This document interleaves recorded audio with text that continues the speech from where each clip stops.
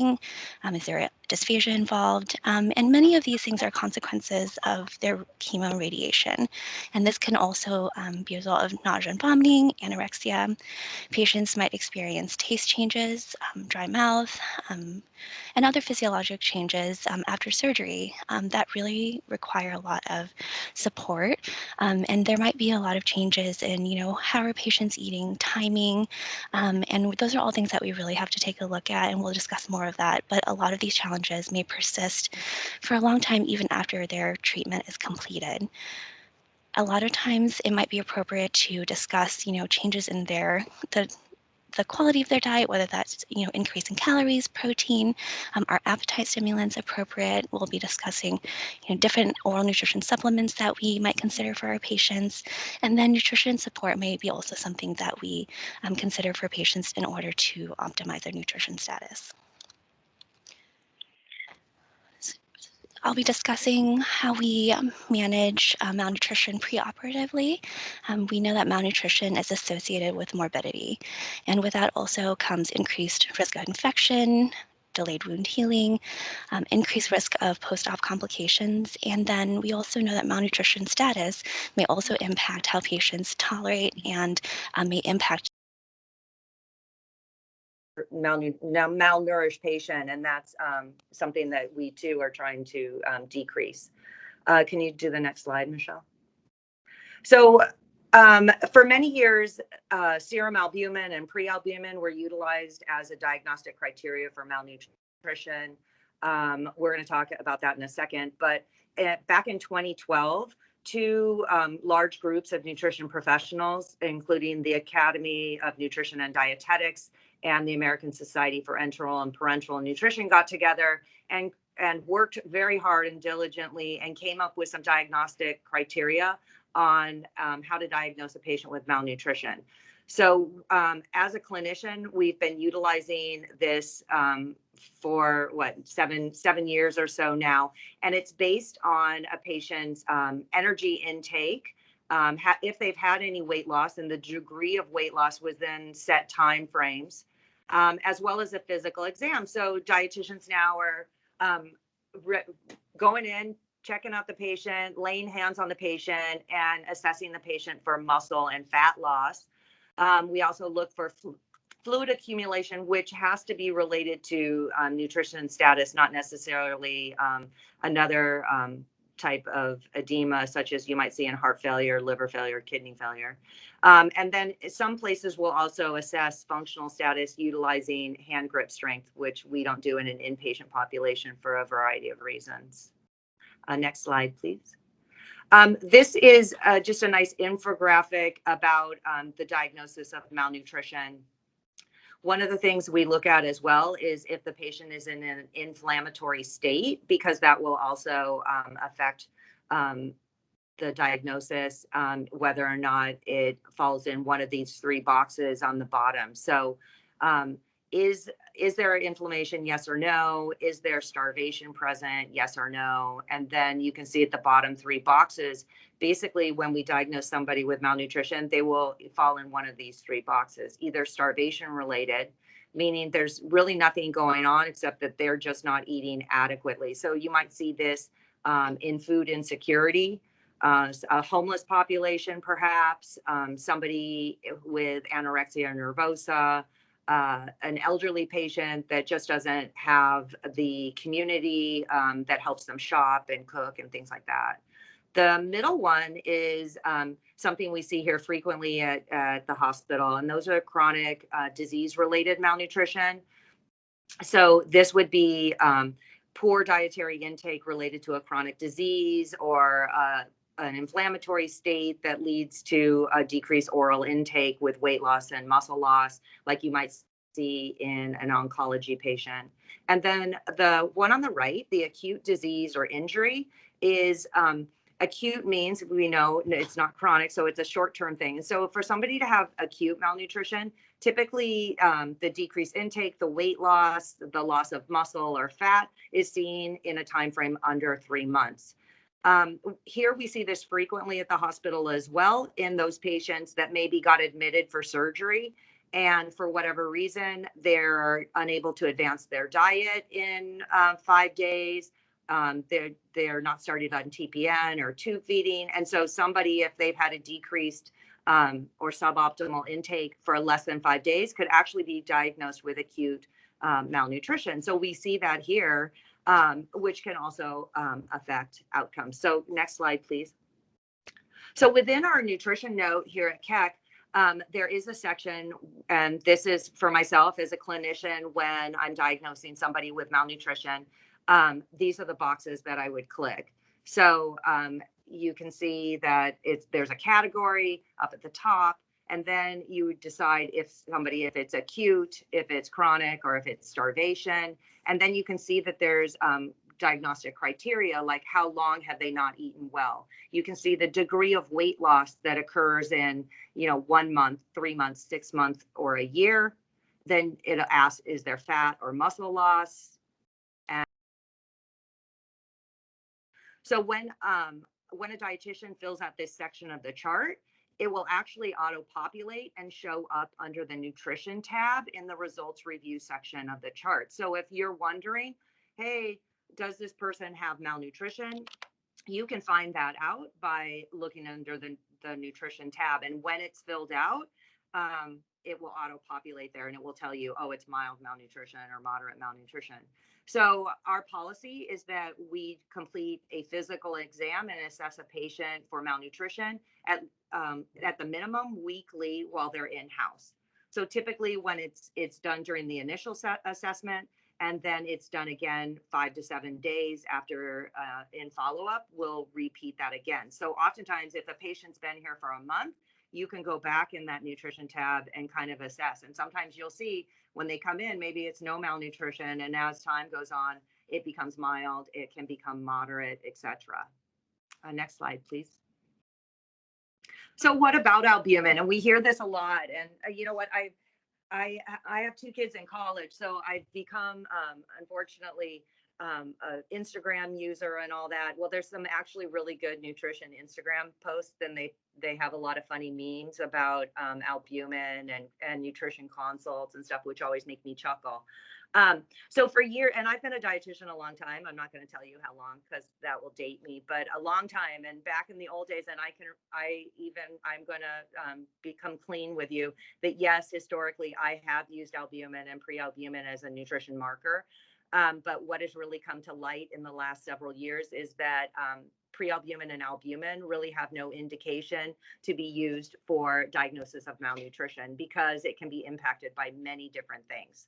So really what albumin and pre-albumin and another lab called transferrin are associated with is they characterize inflammation, infection, and illness rather than describe somebody's nutrition status. So let me just give you an example. Before I came to Keck, I worked in a trauma hospital in the San Fernando Valley. And so many of our patients were young men in their 20s, okay? So say they were riding their motorcycle, they got hit by a car, and they had multiple fractures, maybe an abdominal injury, and they went into surgery immediately within that first hour, the golden hour. And then I would see them in the ICU in 1 to 2 days later. And I would see that this albumin would be 2 or 2.2, which would be very low and indicative that maybe they have malnutrition. But what you have to think about is 36 hours before, they were riding their motorcycle 70 miles an hour down the 405 and had just eaten in and out and worked out at the gym for 2 hours. So was it an indication that they were malnourished? No, what it really was an indication of is the catabolic response to a traumatic injury and then surgery. So what we see is that people with low albumins many times have chronic inflammatory processes or diseases going on. For example, they have an infection, they have cancer. And what we know is that albumin and pre-albumin are negative acute phase proteins. So when somebody is malnourished and has an infection or inflammation, those levels drop. And what we do know is that there's positive acute phase proteins like C-reactive protein that go up in those instances. And they basically, albumin and CRP have a negative relationship. So when CRP goes down, albumin tends to come back up. So what we also know is albumin during acute injury, like after a surgery, there's hepatic reprioritization of protein synthesis. There's a redistribution of proteins and increased capillary permeability. And then there's increased tissue catabolism of albumin. So what this slide should show you is that albumin we can't use as an indicator of nutrition status. So what's the deal? Next slide, please. So what is serum and prealbumin good for? Well, I'm finishing. It really has no indication of somebody's muscle mass, because like in my example of the 23-year-old, he had great muscle mass, because he'd been working out at the gym for 2 hours a day before his injury. So that had no correlation. The other thing that's interesting too, in like somebody with anorexia nervosa, like a starvation disease, oftentimes they have perfect 4.0 albumin levels, which is indicative of being normal. But when you would look at them, they have really low muscle mass. So it's not a good measure of that. But what we do know, what albumin is good for, is this preoperative nutrition risk. And so, and outcome measures and mortality figures. And so, actually, there's a researcher, CSOWM, found that prealbumin of under 10 was associated with more complications after a free flap surgery. So this should be indicative more of those patients who do have low prealbumins. Oftentimes, optimizing them preoperatively can lead to better outcomes postoperatively. Next slide, please. So we're going to go on to feeding tubes. And so I'm sure as a nurse, many of you know what these are. So I'm just going to go through them rather quickly, and then we can dialogue about different problems with them. So you can see many times these are the ones that are commonly seen in our head and neck patients. So they may have a nasogastric tube, or they may have something called a post-pyloric feeding tube. Post-pyloric, that just means the tip is after the pylorus. So sometimes those are known as small bowel feeding tubes. There's a gastrostomy tube, which is that picture up there on the upper right. So it's basically a tube that goes through the skin into the stomach.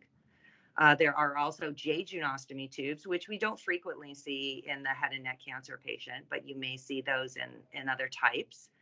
So there's also this term, the Dobhoff, that's thrown around a lot here at Keck. The Dobhoff was actually a tube that was created by two different physicians, and all of a sudden their names have flown out of my head. But one of them, their name had Dob, and the other one had Hoff, so they put it together and became the Dobhoff. The Dobhoff is typically a small bore feeding tube that's made of a polyurethane, really flexible kind of tubing. Here at Keck, the Dobhoff also has been synonymous with a post-pyloric feeding tube. But Dobhoffs could actually be NG tubes, meaning the tip is in the stomach, not in the duodenum or the jejunum. Then there's something called the gastrojejunostomy. And so a gastrojejunostomy is that picture on the bottom right. So basically a gastrojejunostomy has two different ports. One port goes into the stomach. Then there's a couple different types of gastrojejunostomies, but the other point is there's one port that goes into the stomach. The other port goes down into the small bowel. Okay. Gastrojejunostomies work really well for people who have like gastric outlet obstruction. So you could actually drain the stomach through the G port, and you can feed into the small bowel. The important thing to know about gastrojejunostomies is that it's important to understand why they have them and put the appropriate materials into each of the ports. So for example, if somebody has a gastrojejunostomy because they have gastric outlet obstruction and they're draining through the G port, you're not going to put feeding or medication into the G port. You would have to use the J port to do so. Sometimes with gastrojejunostomies, you are giving meds into the stomach, but you're giving feeding into the J port because the patient has exhibited like reflux, and the potential for aspiration is higher. And this is where we see the gastrojejunostomies in our head and neck patients, is we're feeding the tube feeding into the jejunum, and we're usually giving the medications into the G port. Next slide.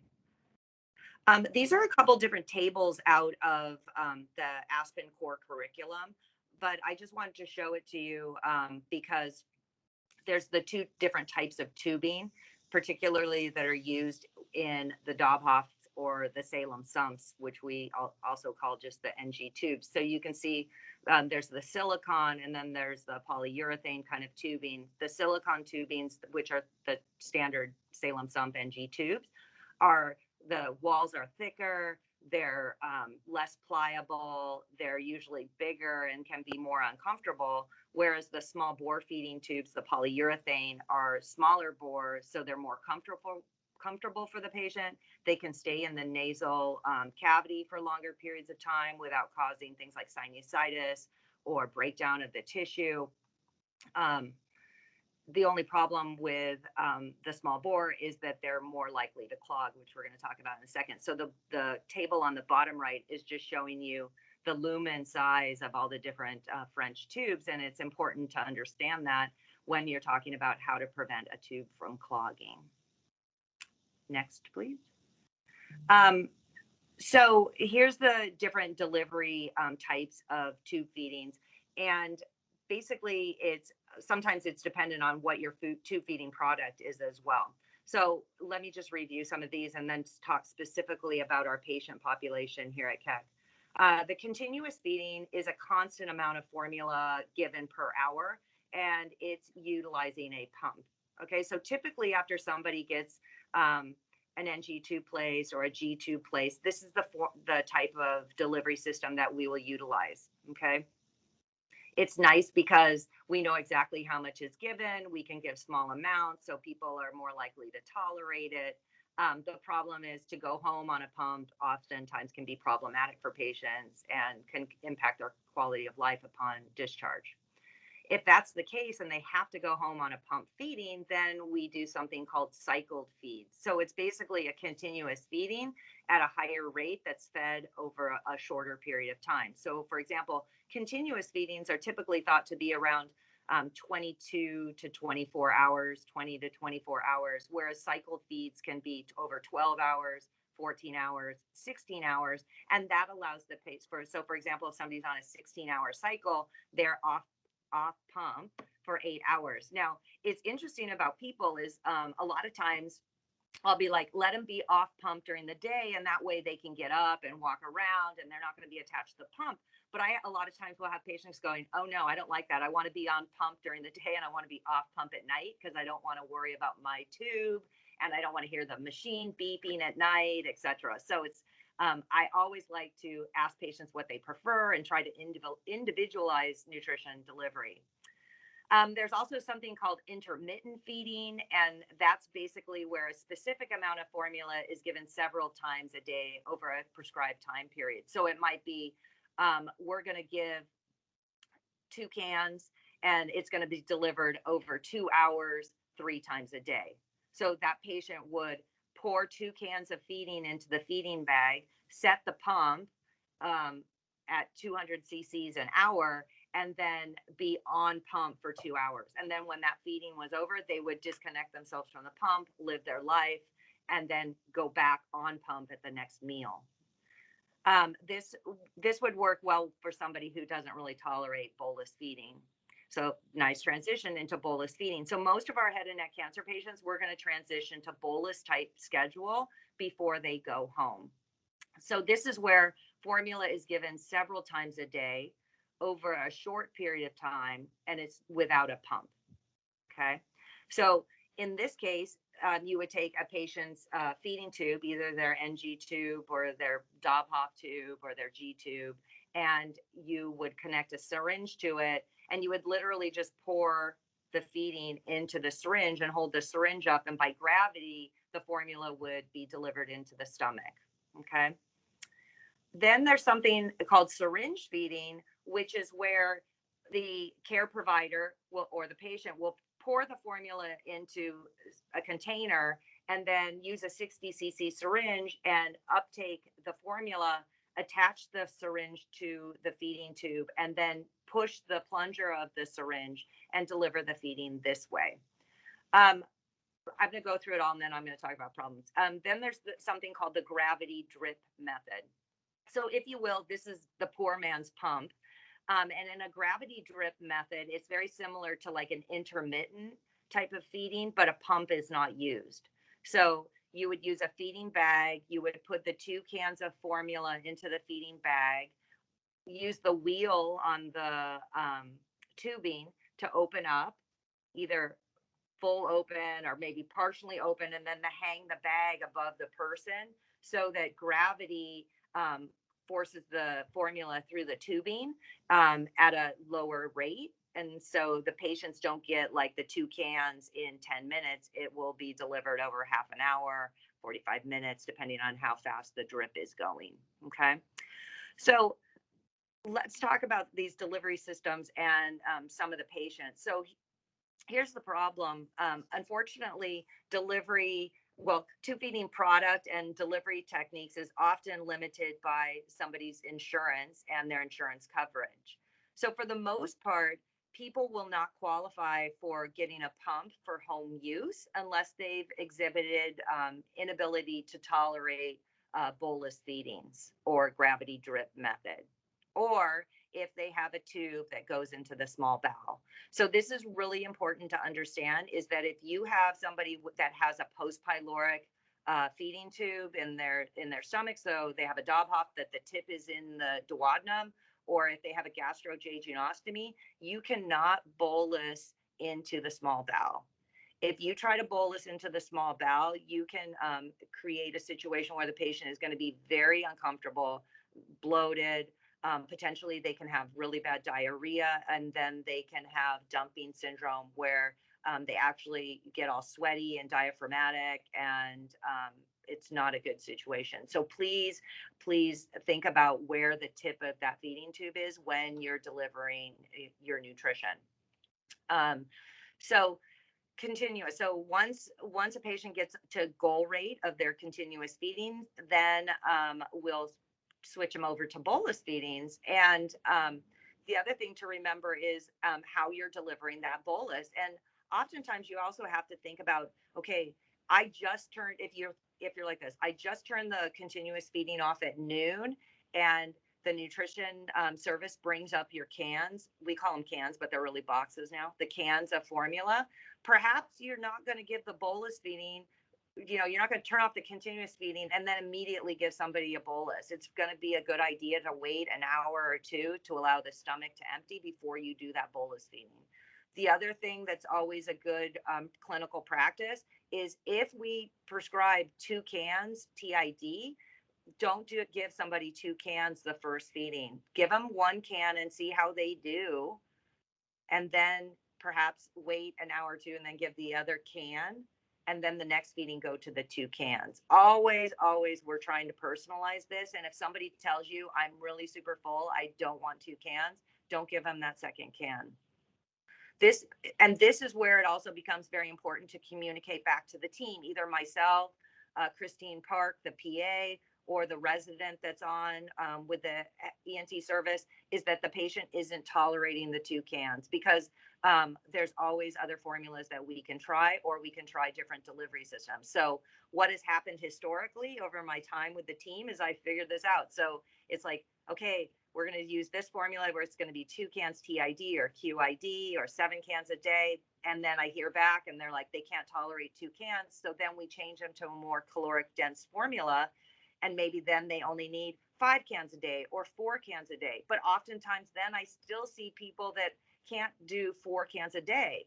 So then we're like, what are we going to do now? Well, that's when we're going to try the gravity drip method, because oftentimes they just can't handle the 240 cc's plus the meds plus the water all at once. So sometimes they do a lot better is if you use the gravity drip method. It's a slower delivery. They feel more comfortable. So we're going to also talk in a couple slides about some troubleshooting, and we'll talk more about this. Next slide. Oh, there we go. So what about gastric residual volumes? So basically, up until about 2015, 2015, 2016, gastric residual volumes were like the gold standard of tube feeding tolerance.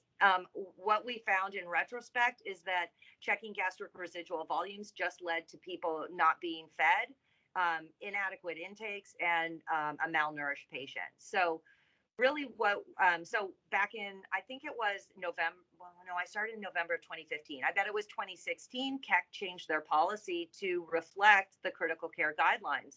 So gastric residual volumes are not part of a routine care to monitor a patient's tube feeding tolerance. Now, that being said, it's not saying that you can't check gastric residual volumes. You just don't do it routinely. Okay. So when would you check gastric residual volumes?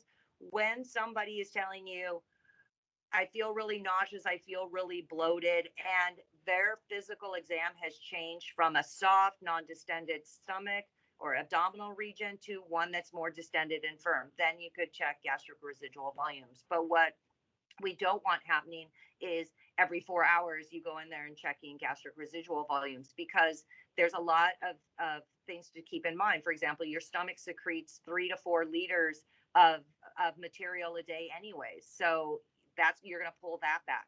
Maybe you just gave meds 45 minutes ago, and that's why somebody's feeling bloated. And if you checked, they're going to have a lot of fluid in there because you just gave them a bunch of water and meds. So just be really aware and really use your clinical skills to assess and assess whether or not somebody's tolerating their tube feeding, and asking them, like, how are you feeling? Are you nauseous? Do you feel bloated? And then really looking at your abdominal presentation. If you do feel like something's going on with this patient and I want to check gastric residual volumes, typically the guidelines say if somebody has no physical signs or no reported nausea, vomiting, there's no distension, and you pull back 200, you reinstill that 200 and they're fine. But if they don't have any physical signs, but they're telling you, I don't feel that great, and you pull back 500, then you would stop the feeding. But typically it's 500 cc's with no physical signs, just so you know. Because back when I started, people were stopping it for 2 times the infusion rate and all these wacky things, and the tube feeding was off way more than it was on. Next slide. So we were asked to discuss a little bit about nutrition needs in the post-op patient. Nutrition status should be assessed in all hospitalized patients. And so Michelle Nguyen talked a little bit about this in the pre-op situation, but all of you that work in inpatient are using a validated nutrition screening tool in your adult patient history form. So that MST form that you fill out and you ask patients about is how myself and my colleagues are triggered to go see a patient who potentially could have malnutrition or be at nutrition risk. So when you're asking somebody, how have you been eating at home? How's your appetite been at home? Have you lost weight? And it's not intentionally, but unintentionally, that's going to create a score, which will then trigger us to come see the patient and complete a full nutrition assessment. So please always take the time and try to get the best answers from the patients. And sometimes I know it's difficult to do that. What we do know is that there's negative clinical outcomes for both under and overfeeding patients. So we're aware of that. So we try to create a nutrition care plan that personalizes and meets that patient's particular calorie and protein needs.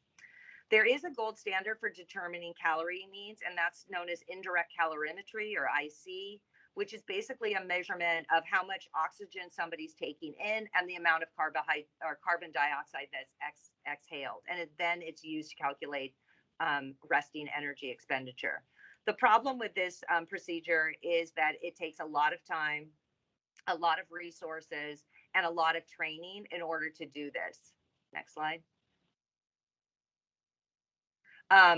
And there's oftentimes some things that can impact it. Like the patient has to basically be rested. You can't like, oh, I just did a spontaneous breathing trial, then I'm going to do indirect calorimetry. That's not going to work. If somebody has a chest tube or an air leak around their trach or their ET tube, it's not going to work. So it does have its limitations.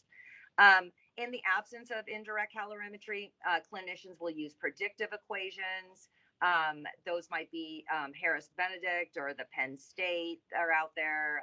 There's an Irene Jones, a bunch of other ones.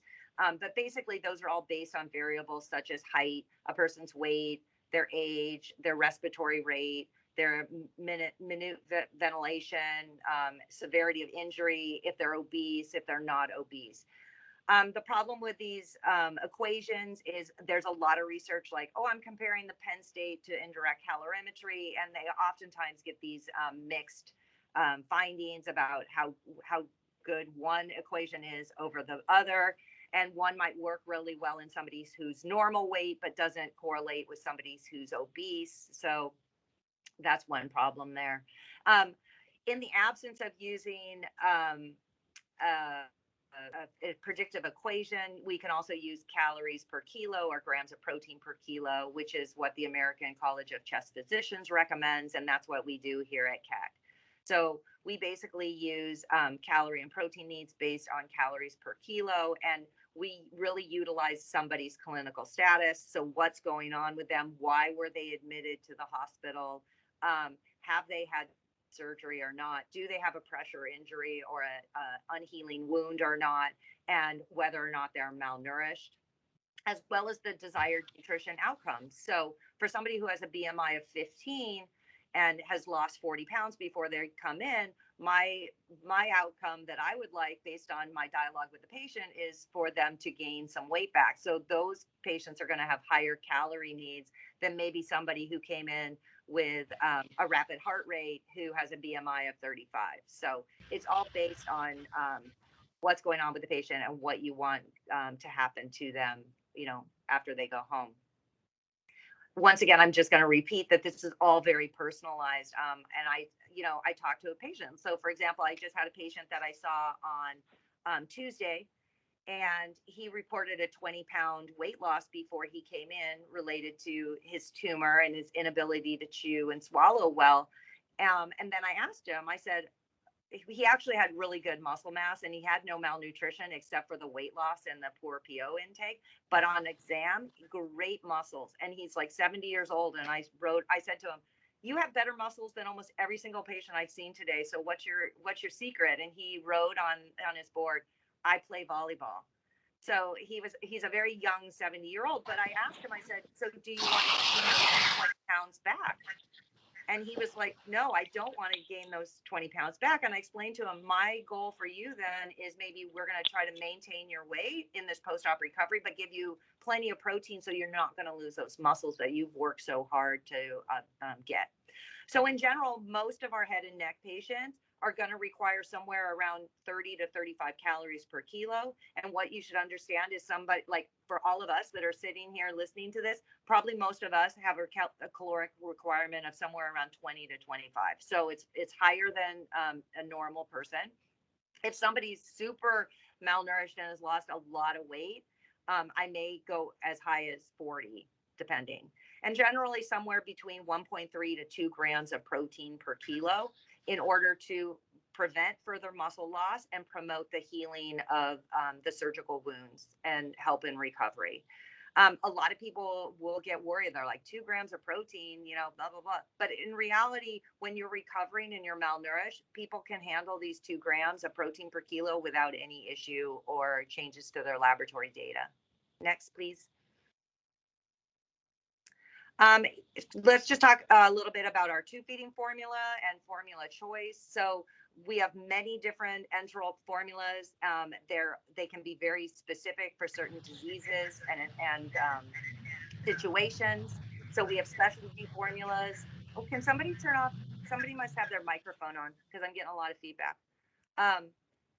There's a lot of specialty formulas, including things like renal failure, GI disease, malabsorption, diabetes, somebody who's immunocompromised, somebody who's in the ICU, as well as real tube feeding that's made out of food. So enteral products are considered food supplements by the FDA and are not regulated like drugs. So you should just know that out there. And we can classify enteral products as either standard or polymeric, elemental or hydrolyzed, or a specialized feeding. And these feedings come in 1 calorie per ml, 1.5, 2 calories. Oh, and I left off 1.2 as well. So 1, 1.2, 1.5. There's some out there that are 1.8 and 2. They may or may not contain fiber. Next slide. It's important that the clinician is aware of the composition of the tube feeding products, particularly with patients who have food allergies, food intolerances, or religious food preferences. So if when I'm reviewing the chart, if I see that somebody is a vegetarian or a vegan, or if it just says vegetarian, that I'm going to make sure that what kind of vegetarian they are, because if they're a practicing vegan, I'm not going to give them a tube feeding formula that has milk or dairy product in it. If somebody tells me that they're allergic to soy, then I'm not going to use a product that contains soy or corn that has corn syrup. Some of the big food allergies that are out there are things like nuts, corn, wheat, soy, milk, and fish. And many of the tube feeding products may contain some of these things. So it's really important too, when you're admitting somebody, to always ask about food allergies and then documenting that in the allergy section of the patient's chart. The other thing you should be aware of, because a lot of people, I hear this, oh, I'm having diarrhea, it's because there's lactose in the tube feeding. The majority of the tube feeding products that we have on formulary here at Keck are either very low in lactose or lactose free. So you can be, you can let them know, your patients know about that. The other thing you should know is many of these tube feedings are kosher and gluten free. So if you have a patient who is gluten intolerant, it's important to know if their tube feeding that they have, it contains gluten or not, but many of them are. The other thing you should know about is the administration of enteral feeding requires a skilled nutrition support team that is interdisciplinary. So in order for this to work, we have to have a physician on board. We have to have maybe a PA or an NP, the RN, the dietitian, and even the speech therapist, especially in those patients who are going to be transitioning to oral feeding. We don't just go from enteral to 100% oral overnight. Oftentimes, it's some collaboration between the speech therapist, the RD, and the RN before we take somebody completely off tube feeding to orals. Next. This is our formulary here at Keck. You have access to it, whether or not you knew you did. So here's 2 different ways you can access it. I tried to do some good screenshots so that you could get there pretty easily. The first one is through Cerner. So if you go to the inpatient summary tab and you go to clinical resources, you can see it's right there. If you click on it, you'll get to the formulary page. You can also access it through the internet. If you go to workplace tools and go down to resources and then scroll down, you can see there's the formulary, the enteral formulary. Next slide. This is what the enteral formulary looks like. I'm sure it's really difficult to read, so I would encourage you to kind of pull it up when you have a second next time you're working. But you can see we have, there you go, quite a few different tubes, and it will tell you there kind of what the products are. Like, do they, like, for example, the carbohydrate source, what is the carbohydrate? If it says corn syrup and the person tells you they're allergic to corn, and you're like, uh-oh, we are giving this person this feeding, they just told me they were allergic to corn, I better call Amy and let her know. Next slide. This is our real food tube feeding. We got this on formulary maybe about 2 years ago. Brittany's going to speak a lot about this, so I don't want to spend a lot of time talking about it. But basically, we brought it on formulary for a couple of reasons. One is, especially here in California, there's this big cultural movement to include a more natural, more organic foods in the diet. And this includes tube feeding products. So there is a study that was conducted by the Oli Foundation, which is a great resource that I give many of my tube feeding and TPN patients. It's all about enteral and parenteral nutrition. You could go there and look at it. There's a lot of good resources there. But they found that about 66% of patients utilize some form of food-based tube feeding at home. Either they used a pre-packaged product like this one, or they actually blended their own tube feeding at home. While in-house, we have these 2 on formulary. They're both by Nestle. They're called Complete Organic Blend. So they're both non-GMO organic foods. There's a regular chicken-based formula, and then there is also a vegan formula, a plant-based formula as well. If you've never seen them, when we brought them on formulary, we actually tried them. They're both delicious. You could pour it out of the pack and heat it up in a bowl and eat it as soup. One of them has a lot of turmeric. I can't remember which one is which. One of them has a lot of turmeric. The other one has like cinnamon in it, and it's they're both pretty tasty.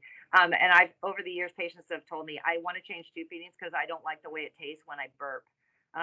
So these would be good products because they'd have a good flavor when you burp. The only downfall to these products is the viscosity, and so they're pretty thick. So, for example, it'd be really difficult to give them through a small bore tube, so like a jejunostomy or a Dobhoff. But they flow really easy through a bigger bore NG tube or a G tube. The other thing is because of the viscosity, you can't run these with a pump. So they can only be given as bolus feedings. So that's important. So you wouldn't want to feed this into a jejunum because you just couldn't deliver it slow enough. But the other downfall to this, and I have lots of patients that want it, is many insurance companies don't pay for it because it is more expensive because it's a specialized formula. We have had some success getting people having it get covered. Sometimes it does not get covered, but the patients want it and they pay for it out of pocket. So I think that is not really a reason not to put somebody on it, particularly if they tell me I only eat organic foods or I'm a vegan and I want a food-based tube feeding, then this is what I'm going to offer them to it. Next, please. Let's talk about some troubleshooting issues, and hopefully I'm going to zip through these and be done so Brittany can finish. I've been talking too much, and my apologies. Just in terms of clogging feeding tubes, the best way to treat a clogged feeding tube is prevention. So making sure you're flushing that feeding tube with water before you give meds and after you give meds is one of the best ways to prevent that tube from clogging.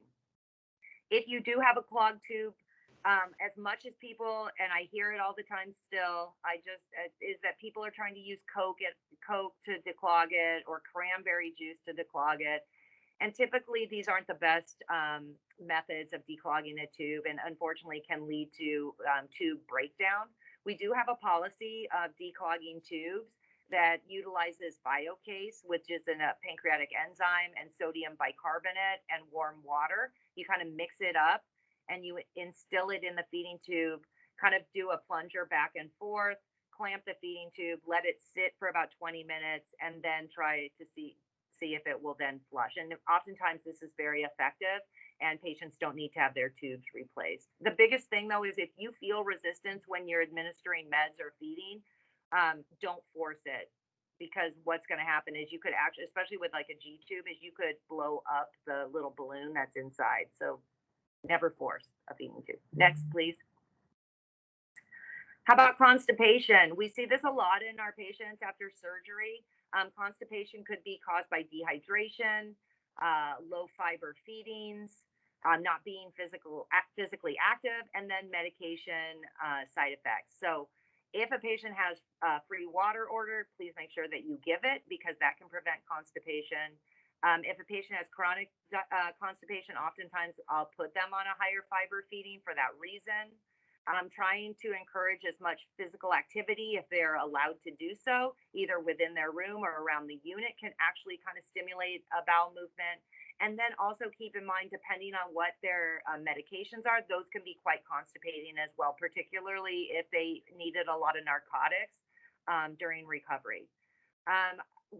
Christine, the resident, and I spend a lot of time each morning reviewing all of our patients, talking about bowel movements, if they're constipated or having diarrhea.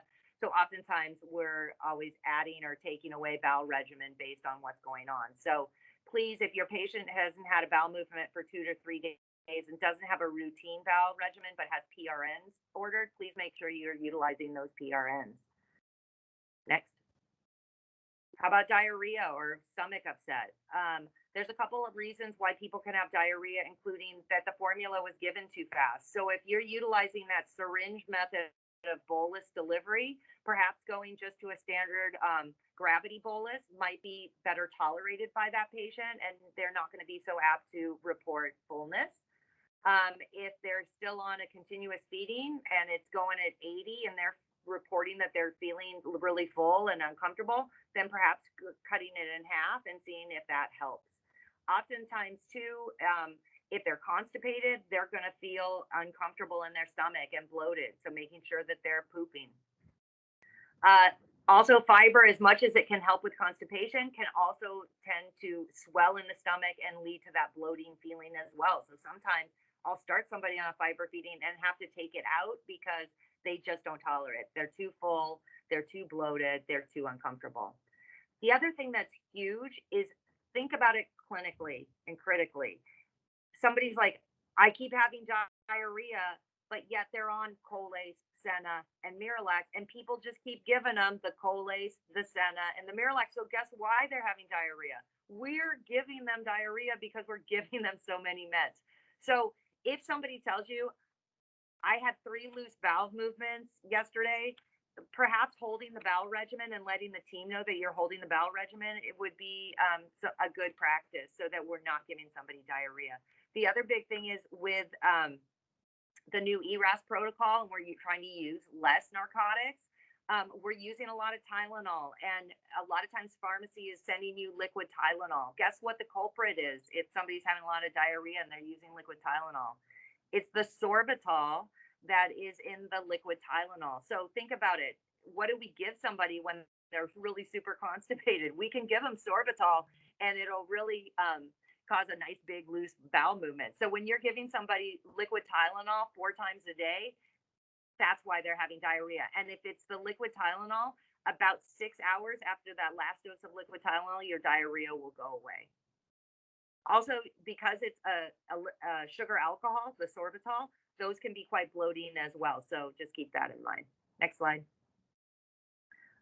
Volume of feeding. So like said, it could be that they just can't tolerate those 2 cans a day.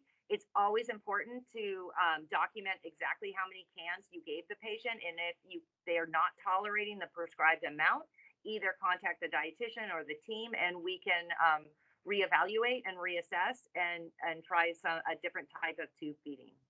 The other thing too is if you give somebody a bolus feed, they probably want to be upright for somewhere between 30 to 60 minutes before they lay back down.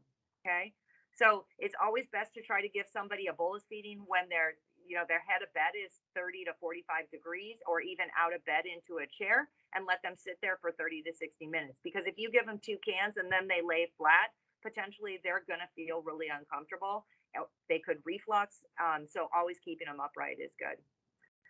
The other thing too is making sure, like I said earlier, that they're not uncomfortable in their stomach because they're full of poop.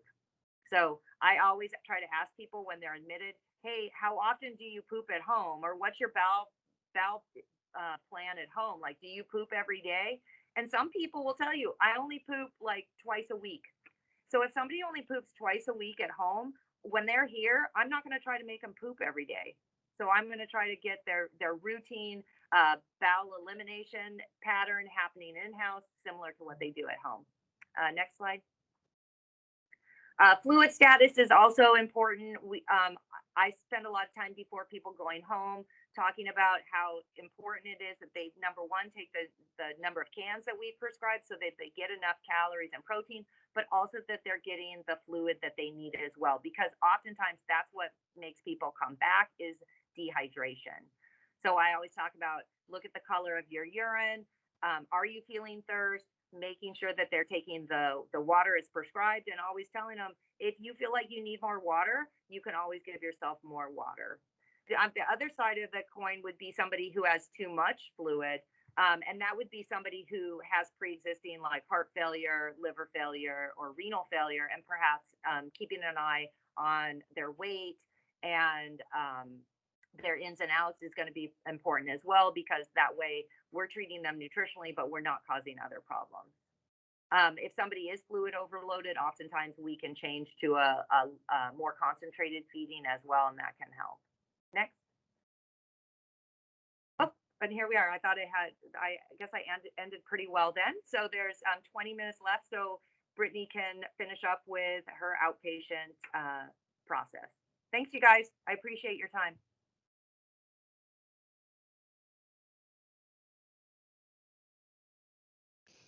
Hi, y'all. Can you guys all see me? Hi, I'm Brittany.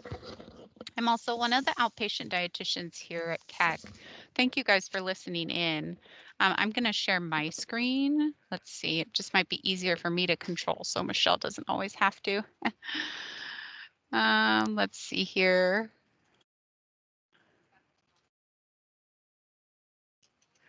If you guys do have any questions while I kind of breeze through this, you're welcome to raise your hand or hit the hand icon. I'll do my best to ask that question when appropriate. Okay. Can you see my screen? So what I'm going to be covering is I'm going to be discussing a little bit about considerations for just outpatient nutrition needs. So Michelle's talked about pre-op, Amy's talked a lot about inpatient nutrition needs, and I'm going to be focusing on post-op, but also just in general when you can order an outpatient nutrition consult for your patients. I'll talk a little bit about troubleshooting, particularly related to outpatient challenges, but I won't go too much into it because Amy covered many of the same challenges. Patient commonly asked questions to the dietitian we get, and I think it might be helpful for you guys to hear that.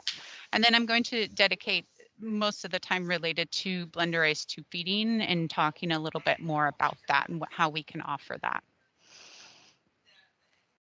So for considerations for outpatient nutrition consult, they've both painted a picture of the fact that there's a high incidence of malnutrition, metabolic derangements, increased metabolism.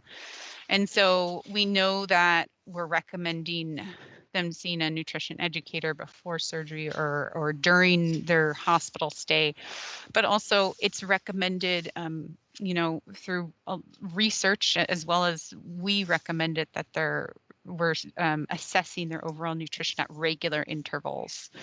We can really help with kind of identifying what those regular intervals are for your patients. Now, the goal of our overall nutrition counseling, we do that more in outpatient, but of course you can do that inpatient as well, is to provide patients with an understanding of nutrition, to make long-lasting changes to their nutrition habits, or just ensure that they're optimizing that nutrition.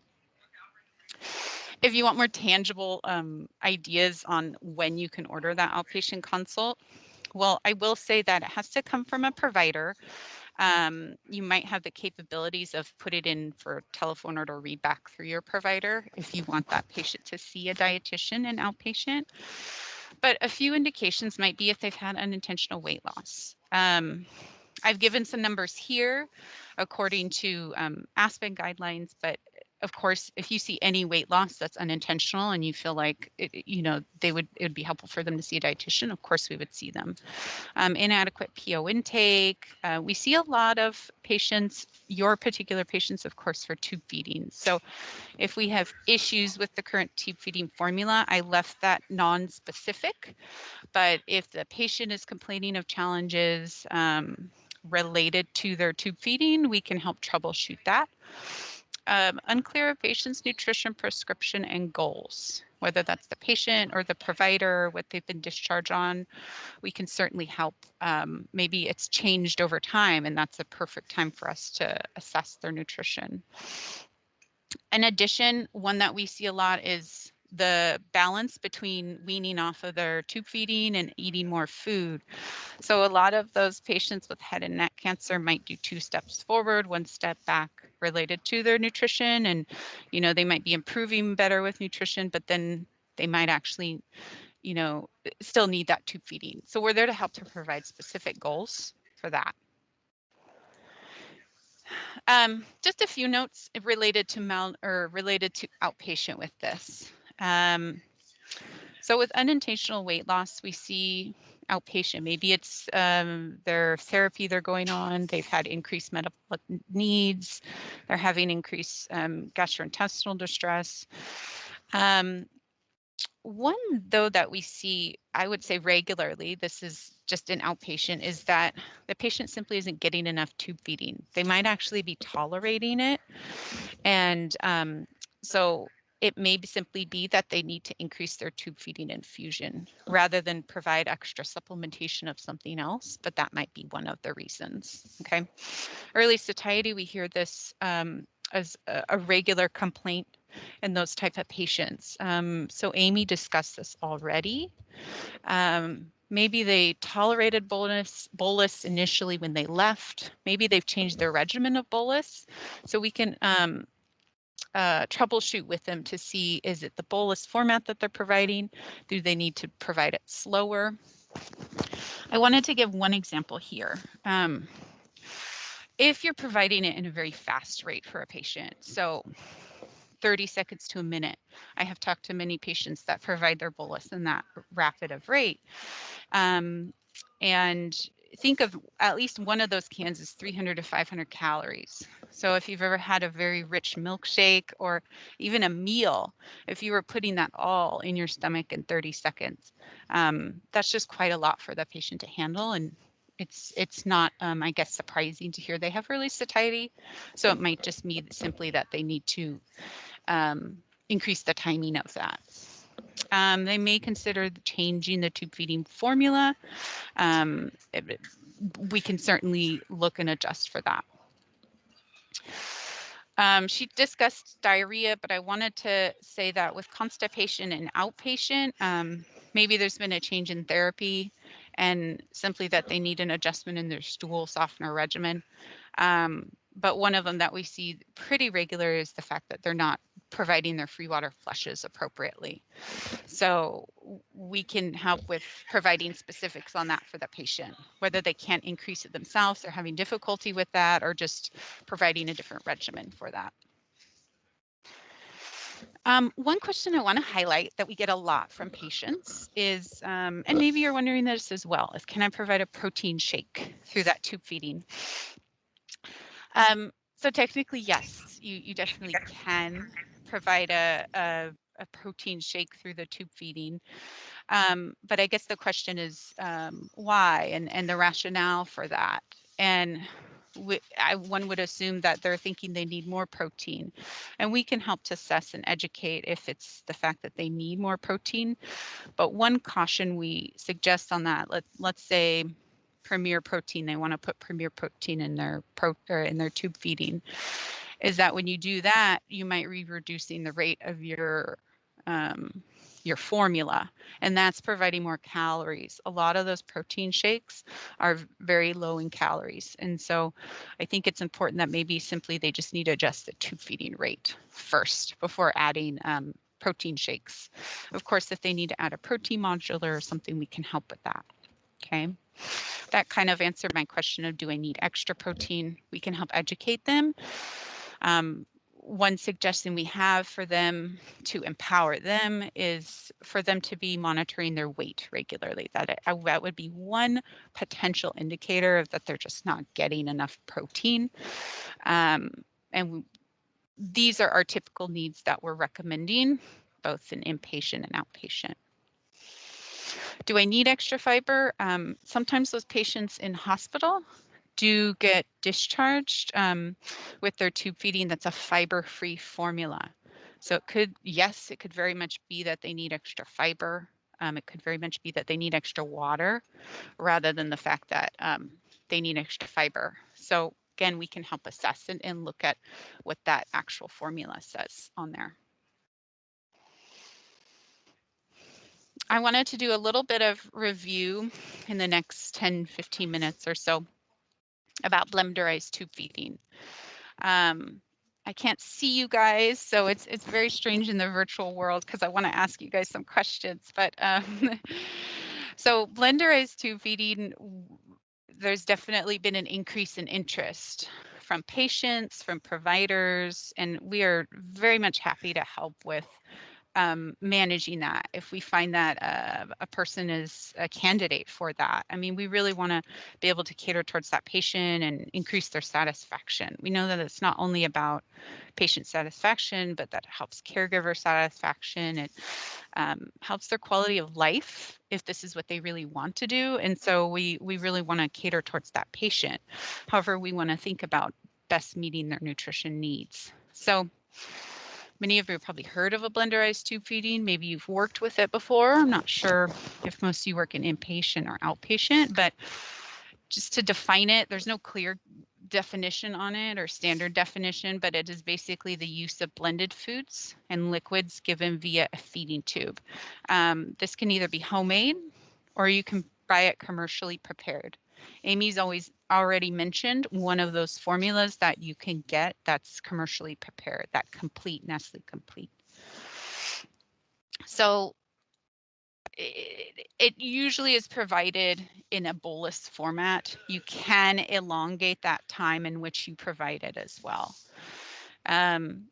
So we see the interest ourselves as a dietitian, but possibly as a provider you see that interest. But what we hear from the patients themselves, what their interest is maybe they've had challenges with navigating their enteral nutrition formulas they have right now. Maybe they have multiple food allergies, and I think that the big kicker is that there's just more variety and it's whole foods based usually, or almost whole foods based. There's potential that those whole foods do contain other phytonutrients than a commercial enteral formula. That's potential that it might promote or optimize healthy gut microbiome. I will go into this literature right now, but of note, research is still unclear whether home blenderized tube feedings provide a health advantage in the adult population on tube feeding. And I'll go into that a little bit more clear.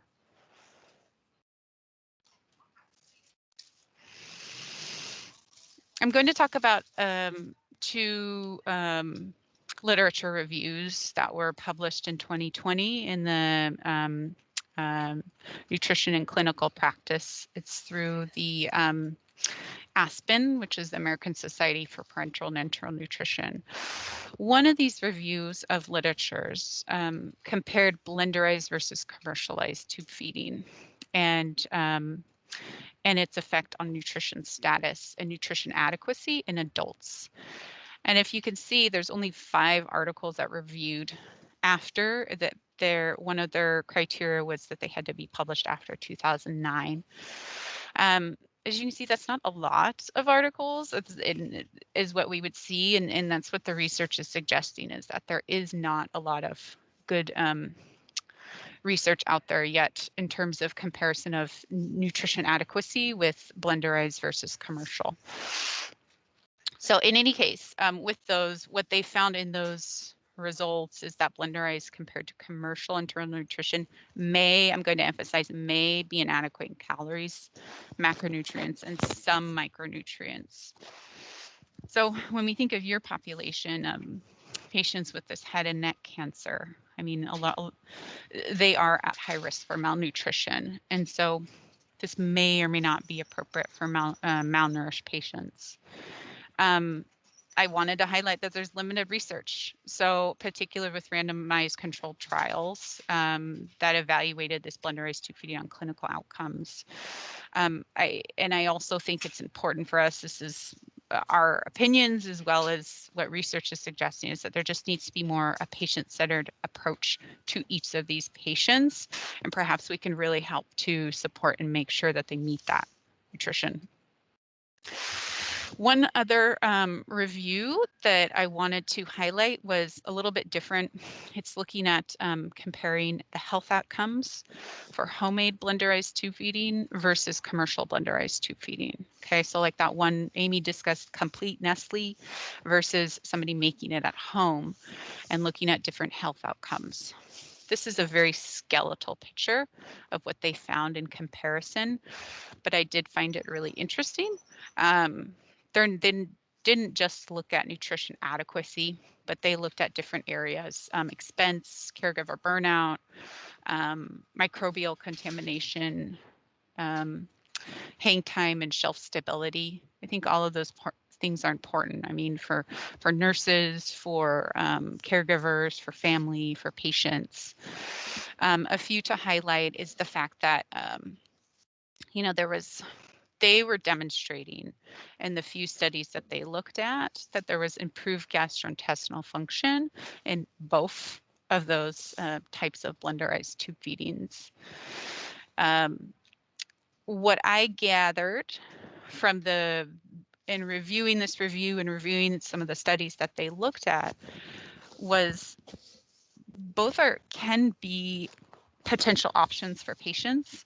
And if we're trying to reduce caregiver burden, but still provide that satisfaction to patients and caregivers, is potentially this commercial blenderized tube feeding is a good route. And what we do in outpatient is often, let's say we have a patient that's interested, or we want to talk to them about interest in blenderized tube feeding, is maybe they're on a commercial enteral formula right now, is we might first tell them to do it in a step-by-step process where they first start actually with a commercial blenderized tube feeding. So it's more shelf stable. It's easier to handle. They know what they're going to get in that before they go full-blown home blenderized tube feeding. That might be an easy way. If their goal is eventually they want all homemade blenderized tube feeding, they could start with that first. Amy discussed cost, or went into that slightly. It can be variable if we're comparing it homemade versus commercial, as well as the standard commercial enteral formulas, not necessarily blenderized. It is sometimes can be difficult to get commercial blenderized tube feeding covered. Homemade, of course, is not covered, but they did have a great, if anybody would like to see this article or this review, I can send it to you. But they have a great comparison of expense breakdown of different commercial versus homemade blenderized that you could review. Okay. Here are a few. I'm sorry, I don't know if you can see this picture on the right, but this is called Liquid Hope. This is a Whole Foods place blenderized tube feeding, real food blends. It's actually one I recommend a lot because the cost is actually pretty good for a real food blends formula. However, it's not as complete as some of your commercial enteral formulas. By complete, I mean it might be low in particular micronutrients. And so we really feel that it's important that we can be part of their team and help them in ensuring that being a closer eye and making sure that if they do need to meet all their micronutrient needs, we can help to supplement and talk to them about what they need in extra. This Liquid Hope Nourish is another product that you could possibly use, and that one is a bit more expensive, but I think it can be a great product. Okay. So Kate Farms is kind of a hybrid.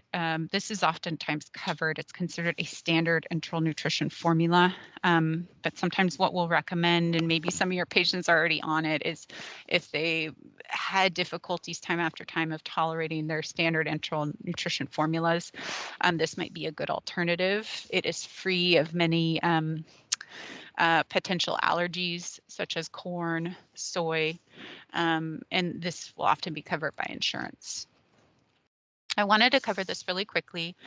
So potential contraindications to blenderized tube feeding. Maybe you're already thinking that based on the reviews I've mentioned. But if you have, I'm discussing more here homemade blenderized tube feeding, which I should have highlighted. Okay. So with that, a poor or low caregiver support with reduced capacity to self-care, of course, that's an issue. One that we might not think of as does not have a high quality blender or cannot afford a high quality blender. In looking at the Oli Foundation, which is a patient resource that Amy mentioned, there is potential that some of these blenders, if somebody can't afford it, that insurance may be able to cover part of that cost if they're able to demonstrate that they're using it for tube feedings. Okay. Unsanitary conditions or may have difficulty keeping up with sanitary conditions. For example, I dealt with, or I work with a patient recently who is really would like to do more of blenderized tube feedings, but they have mentioned to me and discussed with me that their well has been broken several times for their water supply, many times over the last year. And her discussion has demonstrated to me that there's a possibility that hygiene might be a challenge for her. Sanitary conditions might be a challenge. But what has worked for her is more of a commercialized blenderized tube feeding. And so I'm happy to hear that we've been able to find something for her. And of course, history of poor compliance to tube feeding regimen or medication therapy, that also might be an indication to not go the homemade blenderized route. Brittany, yes, go for it. I'm sorry, we've got 1 more minute. Yep, I'm just finishing up. Oh, if you wanted to open up for questions, we just have 1 minute. Thank you for that. This was my last slide that I wanted to share with you guys. So, you know, you can share this with your patients. You can also read it yourself. I think it's a great resource for patients if they want to make recipes themselves or need help and guidance. There's actually recipes on this website and plans for if they have like calorie and protein goals themselves. Okay. Do you guys have any questions right now for us as a team? I have a question in regards to alcohol or caffeine. Can if they have chronic PEG tubes or feeding tubes, can they go ahead and use a cup of coffee in there? Or have a glass of wine with meals? Hi, this is Amy. I would, patients ask me about things like coffee or Gatorade, things like that. And I will usually tell them they can give themselves coffee or tea or Gatorade down the tube, but they should flush it before and after with water. In regards to alcohol, I'm not sure what Brittany and Michelle think or tell their patients, but I usually refer them back to the physicians and explain that oftentimes they're on new medications that alcohol is not compatible with. We do the same. We usually refer back to the doctor and have them discuss about their treatment and what medications they're on. Amy, may I ask, is it recommended that we tell them not hot tea or hot coffee, but maybe temperature? Oh, good. Yeah, good point, Christina. Yeah, I would never tell them to put like hot coffee. It would have to be room temperature. Thank you. And if you guys have more questions, maybe put them in the chat, and if they see them, they can respond in the chat, or feel free to email them. I have their names here shared on the screen. Next, we'll go into the trach talk. Tamara, can I make a quick announcement? So Mark Swanson, for those that don't know me, I'm one of the head and neck surgeons here, and we rely on our nutritionists a lot because a lot of our patients have feeding tubes post-op. So we really appreciate the talk, and I learned a lot from it. I think one thing that's particularly important is trying to troubleshoot ways to get them to advance their tube feeds quicker, because as we know from all the ERAS stuff, how important early nutrition is. So, you know, troubleshooting rate at how we give it and different types of formulas and gastric motility agents and all these kind of things to kind of get them up to speed as quick as possible is really critical. Another thing that you guys might notice is I've gotten some questions about Dobhoff tubes. So the difference between a Dobhoff tube and an NG tube is an NG tube is thicker and clear, and you can both put food into it and suction out of it. A Dobhoff tube is a little different because they're yellow and more flexible. So we'll use that just for feeding. And the way we put it in the OR, there's this little metal wire that goes on the inside, and we put that in and we leave that little metal wire in place until we know it's in the right spot. So we'll get an X-ray, and if it's not in the right spot with that little wire in there, we can move the tube how we need to make sure it's in the right place. So that little wire is not an accident. That's there on purpose. And then once we confirm it's in the right place, you know, we can take it out, and that wire can be in there for, you know, until we start feeds to make sure it's in the right spot. So that's kind of the main difference, because we've had some questions about it. But thank you again for your talk. Really appreciate it. Yeah, I think a good point, Dr. Swanson, too, about that is if the doctor tells you to connect the tube to low wall suction for whatever reason, a Dobhoff, you're not going to be able to do that. Whereas Correct. the Salem sump, you would be able to do that. So just keep that in mind. Yeah. So for patients who have like ileus or something, for example, an NG tube is better because you can suction. A Dobhoff you can't. Yeah. Dr. Swanson, hi, it's Christina. Good morning. Per our policy, in order for nursing to utilize any of the enteral tubes, regardless of how it was inserted, whether it's OR or whether it was at bedside, we still need a KUB to validate placement.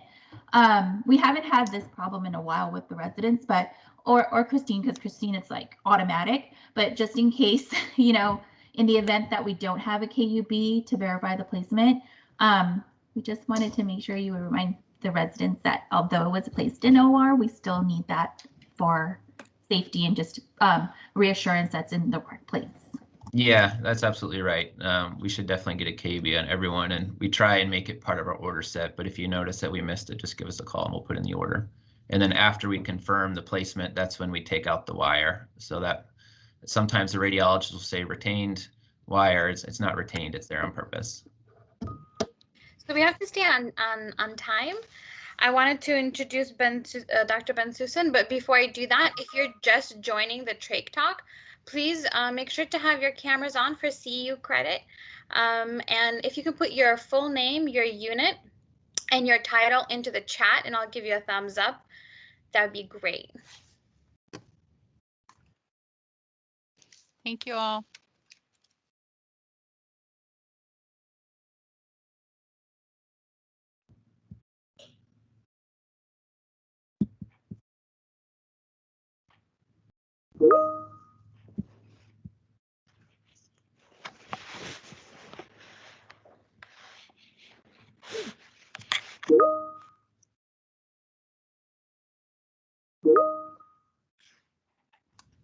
Dr. Bensoussan, I think you might be on mute. Hi, everyone. Can you hear me? We can. Okay, I'm actively trying to share my screen, and it seems to be very difficult. So I think, Tamara, you have my presentation, correct?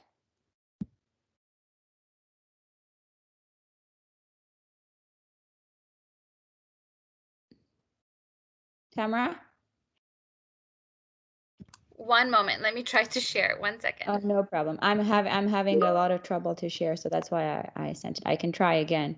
I'm going to introduce myself first. My name is Dr. Bensoussan. I'm the laryngology fellow at Keck with Dr. Johns and Dr. Odell. And I have actually given this talk a lot back in Canada because when I was a resident, I thought that there was a lot of myths about patients with trachs and things that were not clearly understood, and everybody was really scared of patients with trachs. So I thought I'd put this talk together. Thank you so much, Tamara. This is great. Let me see. Do you think I can have, I think I can request control of just tell me next slide and I'll do that for you. Okay, wonderful. Thank you so much. So this is kind of what we put together, and we've been given it around our hospitals in Ontario. It's meant to be, of course, something where everybody can ask questions and participate. So I know with Zoom and Teams, it's not the easiest, but please feel free to stop me at any time, and we can ask questions and talk about troubleshooting and stuff like that. Okay, we can start by the first slide. Perfect. So what I want you to understand today is that a tracheostomy is really a bypass. Next.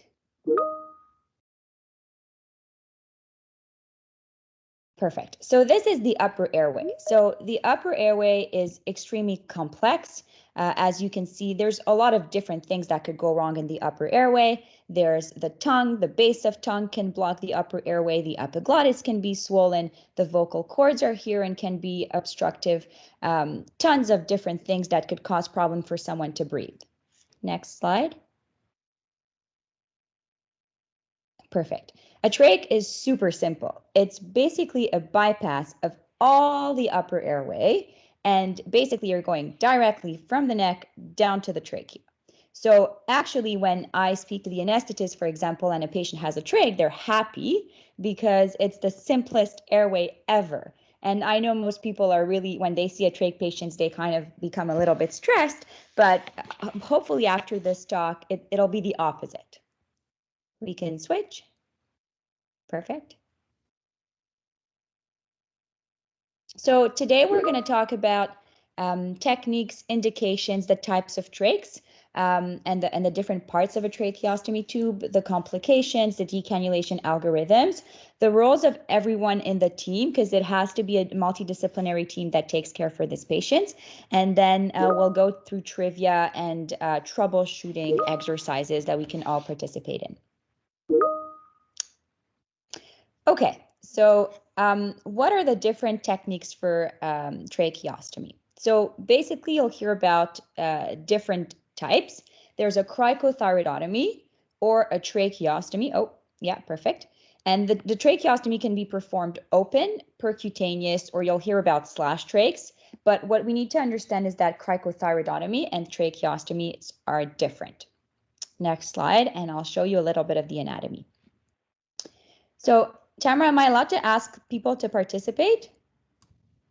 Absolutely. Okay. They're on mute, so when you ask questions, they can unmute themselves. Okay, perfect. Would you actually try to request to control the screen?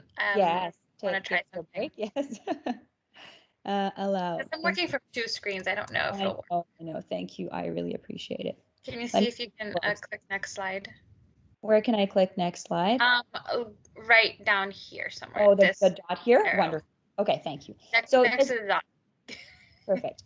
Does anyone except Dr. Swanson know the anatomy or the different ABCDs here?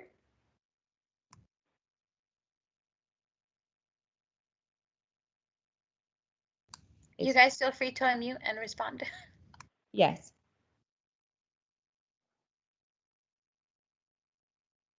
Okay, if not, I'll go ahead. So basically, this is called the hyoid bone here, the first bone here. This is called the thyroid cartilage, which is commonly called the Adam's apple, and you can feel mostly in males, but in females, sometimes it's harder to palpate, and this is called the cricoid, okay? The cricoid cartilage, and this is the trachea. So I think it's working. Good, I can control it. Thank you, Tamara. Oh, yay.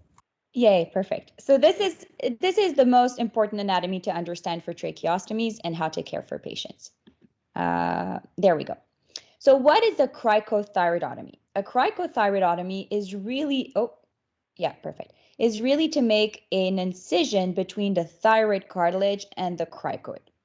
And this is performed in an emergent situation and often performed when people can't breathe and you have surgeons that are, or ED docs that are around and they need to save the life of someone really quickly because it's the easiest palpable structure when the neck is not open.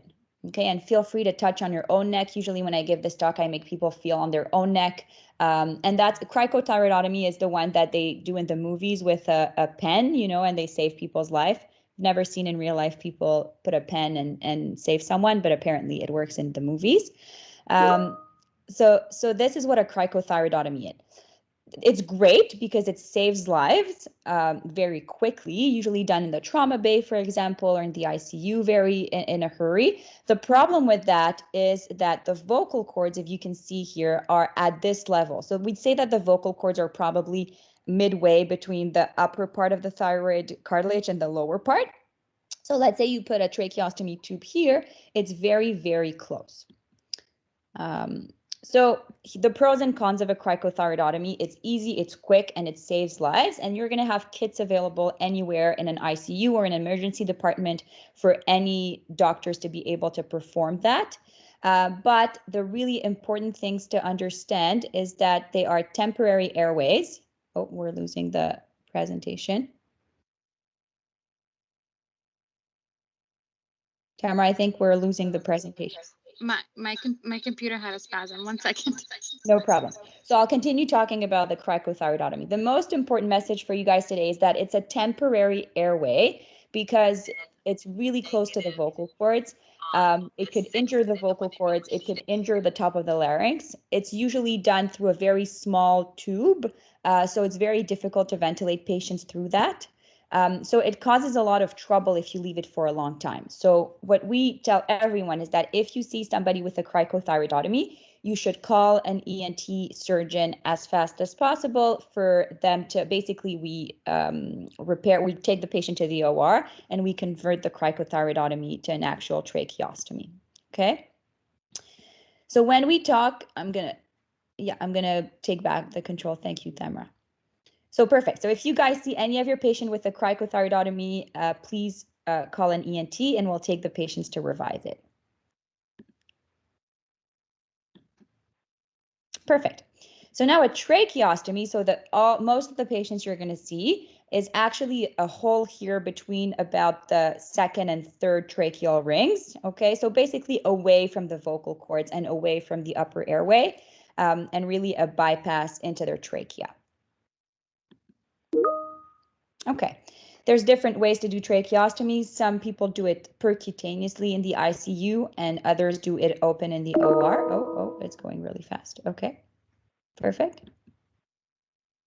There are pros and cons to open and perc. If you'll see in the ICU, a lot of people will do it perc if they have good palpable anatomy, if the patient is stable, if there's no bad bleeding disorders. And the way we do it is with a bronchoscopy guided. So someone, usually the RT, will go through the mouth, through the tube, and take a look down the trachea, while another surgeon will come from the neck and pass the needle in the tracheostomy tube. In the OR, or open tracheostomy, that we can do at bedside or in the OR, we usually think about it as a more controlled setting, especially for people with larger necks, difficult anatomy, or limited neck extensions, or the sicker people. If you guys have any questions, please let me know. A slash trach is usually when somebody is trying to die actively and we have no time. So if your patient is turning blue, he might need a slash trach because he has an upper airway obstruction. It's basically pretty much the same as a tracheostomy, but you have no time. And surgeons will do this midline incision that's vertical because it's easier to not go into any bleeding. Okay, but basically, if how you can help anybody when you need a slash trach is get the proper equipment, which is a blade, a headlight, and a trach tray if you have. But if it happens to your patients, try to get the equipment quickly so that the surgeon can come and perform a slash trachs. So there are tons of indications for tracheostomy, but I usually divide them in three different categories. One is upper airway obstruction, so it's more of an acute situation. 2 is a prolonged ventilation, or 3 for airway protection. And when we talk about airway protection, it's really people who are not able to clear their own secretions and have this pouring of their secretions down their lungs and basically need to suction them often. So upper airway obstructions, there are tons of reasons why somebody needs a tracheostomy from upper airway obstruction. We saw that there are different areas of the upper airway that can be blocked. And I always use my kittens approach to everything in life. So here is the way I usually classify reasons for needing a trach. The ones you'll see the most in the ICU is Dr. Swanson's patients, or all the head and neck patients who have basically planned tracheostomies in the OR because they have complex head and neck cancers and reconstructions, and we're afraid that they're going to swell up. So there are planned tracheostomies, and usually the goal is to decannulate them within the first week or 2, really to take them through their surgery. Okay. And when we talk about airway protection, we talk about secretions, food, or blood. If somebody is actively bleeding, for example, from the base of tongue, you would want to protect them from that. I'm going to go quickly on the prolonged ventilation explanation, but basically this is a little bit of the information of why we do a tracheostomy on patients for prolonged ventilations. And there's a lot of different reasons. In the literature, it's kind of difficult to prove that all the reasons are true. The most important reason, and the ones that's significantly proven in the literature, is that it's more comfortable for patient and it allows for communication. So having a tube in your mouth is very, very difficult. It requires often to have them sedated more than they should be because it's very uncomfortable. And then, of course, they can't communicate. They can't mouth the words. Having a trach connected to a ventilator, you still can't talk because there's no air that can go to your vocal cords, but you can definitely mouth the words. And you guys know that the best because you see your patients for sure. Some people talk about reducing sedation need, about risk of airway stenosis that's higher when you keep the tube for a long time. The trach is easier for pulmonary toilet, so for aspirating the secretion instead of doing deep suctioning through the tube. It's thought to reduce the risk of ventilator-assisted pneumonia, maybe reduce the ICU stay, and getting people off the ventilator earlier. So all these things, except the comfort and communication, are very difficult to prove in the literature because the patients are so different.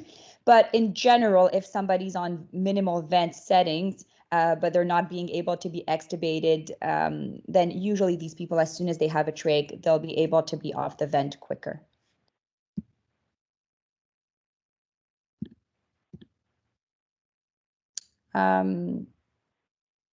I'm going to go to the trach tubes. So that's the most important part of the talk, the type of trach tubes and the different part of a trach tube.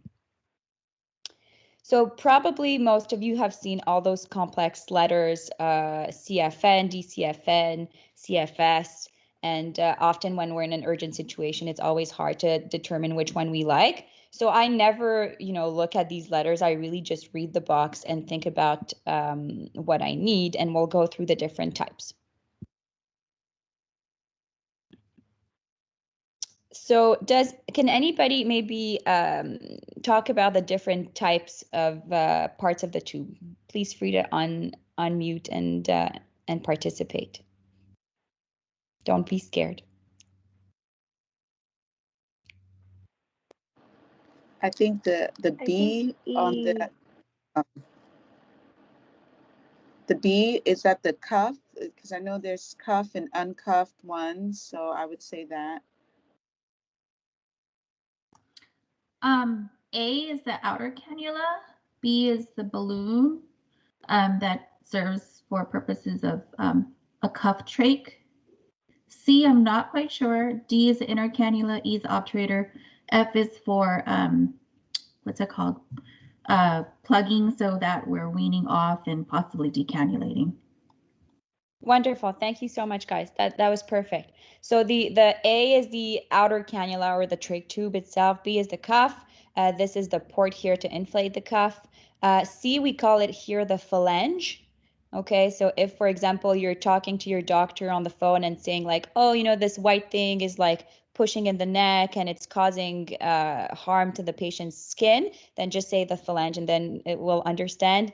This is the inner cannula. This is the obturator to insert the tracheostomy if you're in a situation of emergency. And this is the cap or the cork. Can anybody tell me why the inner cannula is important? Why do we have inner cannulas? Why can't we just use the tube itself?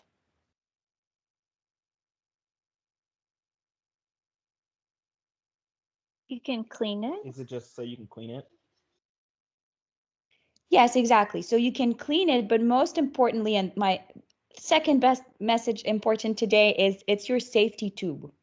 So if the patient gets plugged, right? If there's a mucus plug, for example, in an emergency situation, the patient's starting to desat, what do? You take out the inner cannula quickly, and then you'll see this beautiful crusty plug, but then the patient's breathing because it has a backup tube here, right? If the patient didn't have that inner cannula and they get a crust or a mucus plug in their main tube, they're kind of in trouble because then you have no surgeon around. What do you have to do? You kind of have to take the whole trach tube out, and then you get in a situation where you don't have an airway. So this is really your safety tube. It should be cleaned often. If it's a disposable one in the ICU, of course, they're changed often. But important point today, if your patient cannot breathe with a tracheostomy, your first step is to remove this inner cannula and let them breathe. Does that make sense? Yeah. Yeah, Okay. I want to reiterate that point. Yeah, very, very important. It's something that I think people are the most afraid of doing is cleaning the trachs, but it's probably the most important thing for safety. So, you know, we say clean the inner cannula once or twice a day, but patients who have a lot of secretions, it might even be needed to do more often. And, you know, always your first step if a patient's having trouble breathing with the trach is take that out. Really important. Thank you. Thank you, Dr. Swanson. The other part that's important here in this diagram is this obturator. So we use the obturator to reinsert the trach. So it's really important to have it in the room. In my hospital, we just used to put all the trach supplies in a little bag on the patient's bed or on the just behind the patient's bed. I've been in situations where I had to come overnight and change the trach. I look for the obturator on the head of the bed and I put it back in. So always have that available in the room. It's not something you want to throw away. Okay. Very good. So yes, question? Yeah, can you just go over how to use the obturator? Of course. So the obturator, I wish I was with you guys, but the obturator takes the place of the inner cannula. So if you want to insert a trach, like a fresh trach, for example, or you're in a difficult situation, you're alone, right? You take the trach tube, you take out the inner cannula and you place the obturator. So it goes into the trach tube, and then basically you put the tube in with the obturator, and once the trach tube is in, you take off the obturator and place the inner cannula instead.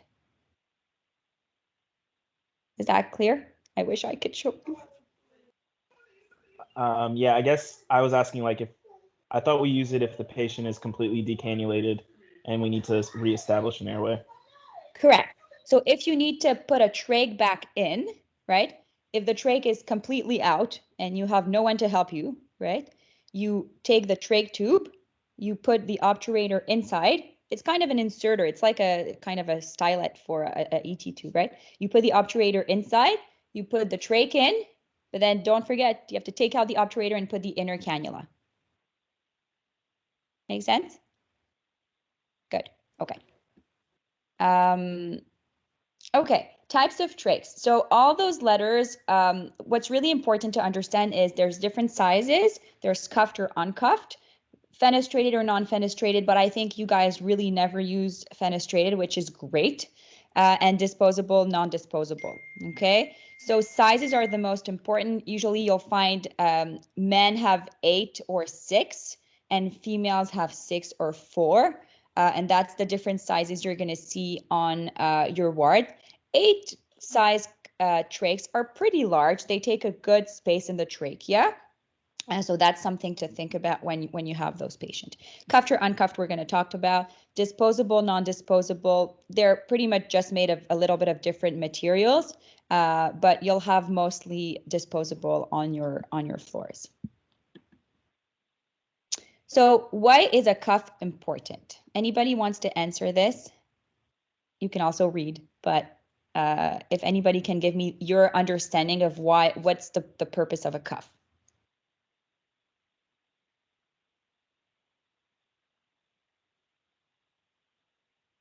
Anyone? Well, when we have our ventilated patients, the cuff needs to be up, or I guess the balloon inflated, so that per your slide, the ventilation is optimized.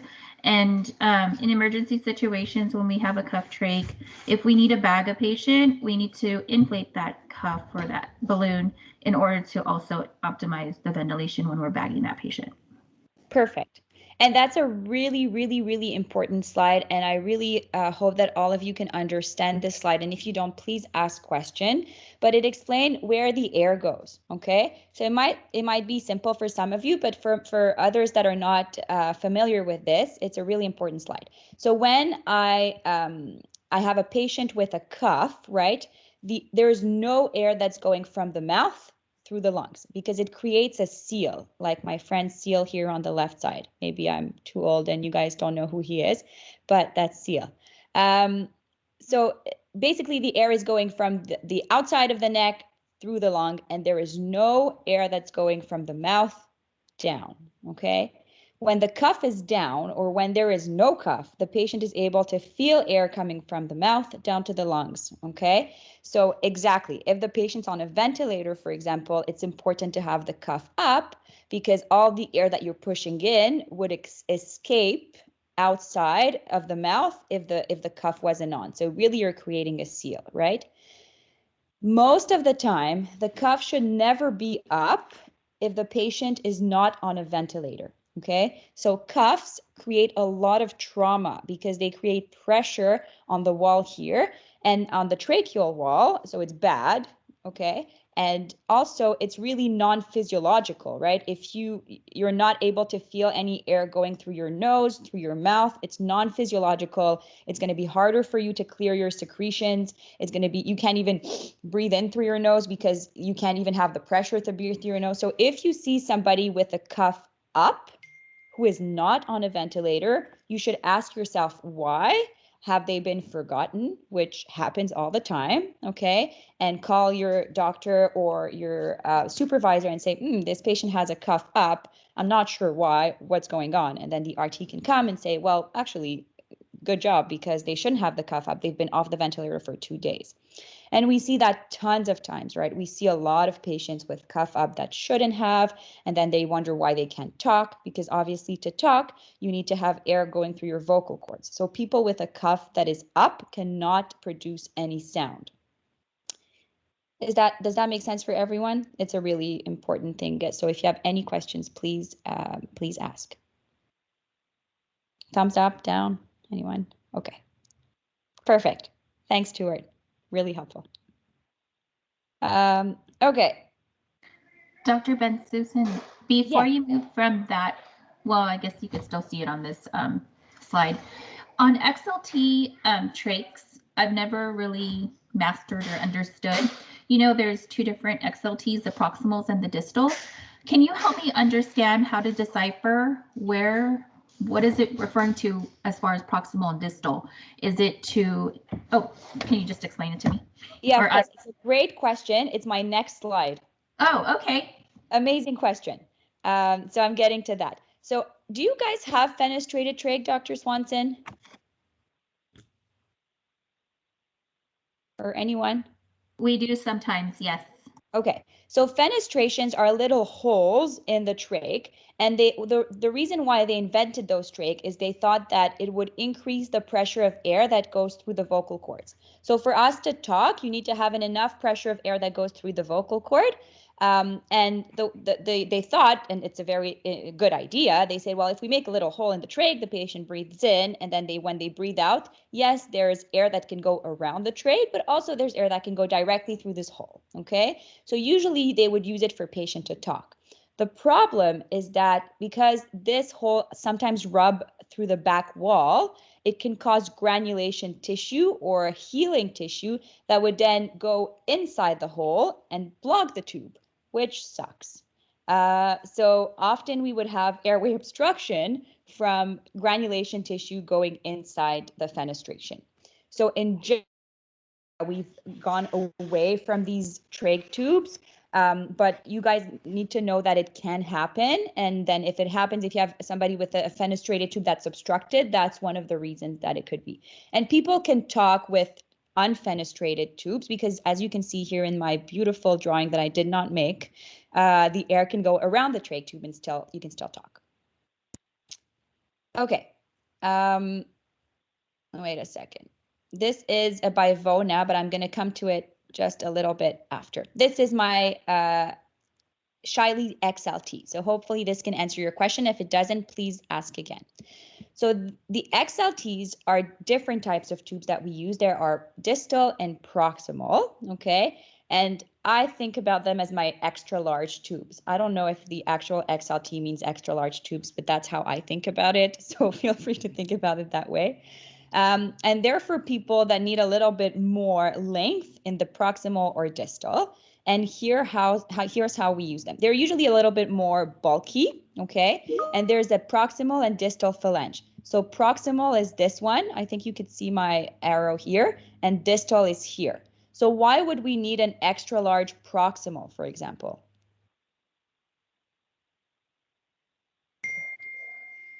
Larger neck. Exactly, right? Exactly. So someone who has a very large neck, we're afraid that with a regular Shiley trach, the trach tube cannot even reach the neck, right? Can not even reach the trachea. It would just be sitting like in soft tissue. It would suck and they would die. So for that, we use proximal XLTs. Why would we need a distal and that's lower?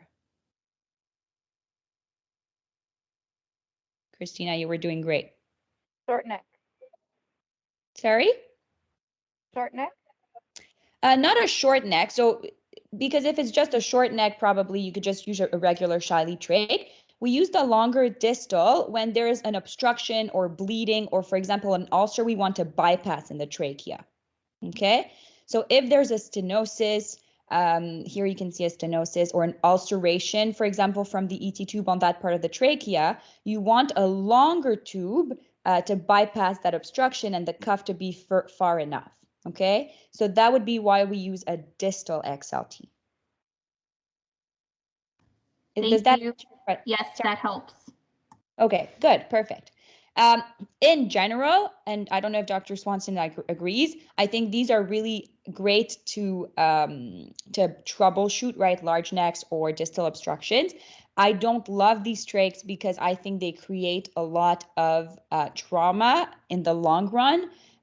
So again, I think if you see somebody that has this chronic trach with an XLT, you should ask yourself why and, tell your doctor, does he really need an XLT? Because it's pretty bulky and he's had it for like more than 2 weeks. And just ask yourself these questions. So in general with trachs, if something is not straightforward and you see something different, always ask yourself why, because maybe there's a reason, but maybe just people forgot about it, which happens. Speaking valve. Anybody knows what a speaking valve is and why we use it?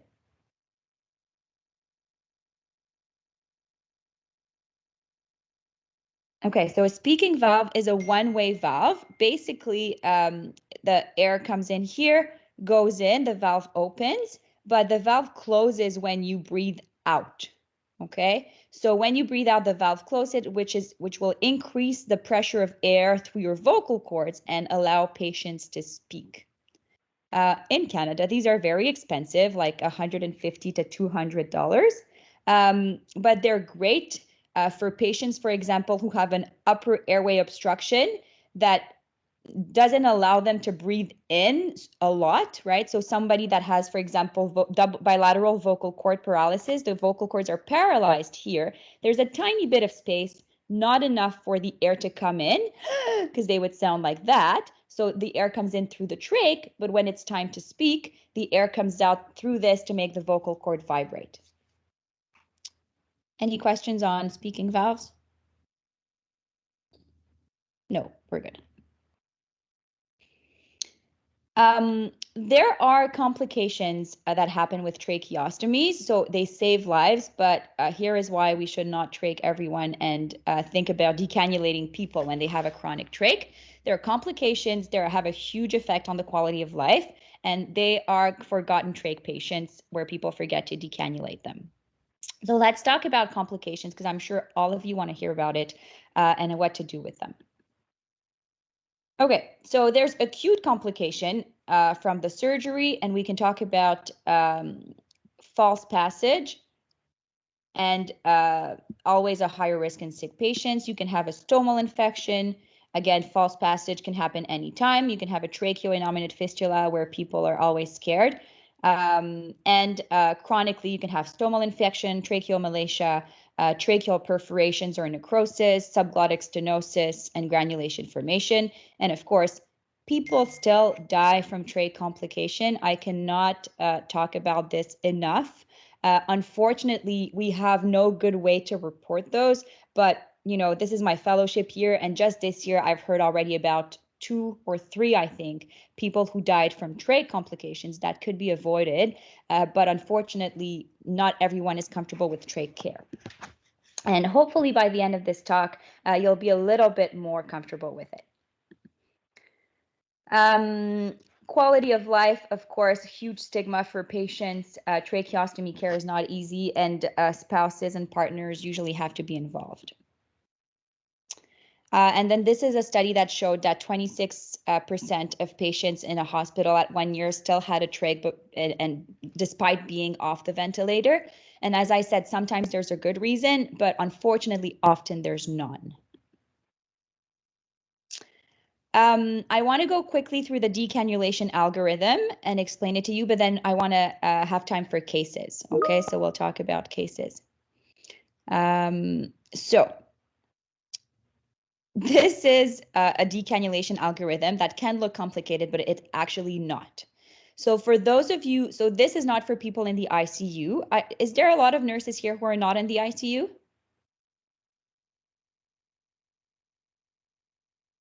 Yes? Stuart, thanks, Stuart. Okay, so I'm assuming a lot of other people like Stuart are not in the ICU. And this is really for you to advocate for your patient and know, what are the steps of decannulation. So the first question you should ask yourself is, why did this patient have a tracheostomy? And often we forget to ask ourselves that. We just see a trach patient and we say, oh, he has a trach. So the question is, why did he have a tracheostomy? Was it because he almost died from airway obstruction? Was it because he was prolonged ventilation and they did it because they couldn't get him extubated? Was it because Dr. Swanson did a complex flap and we were scared that he wasn't going to be able to breathe after the reconstructions? So always ask yourself that, and that's going to be your best way to advocate for your patient.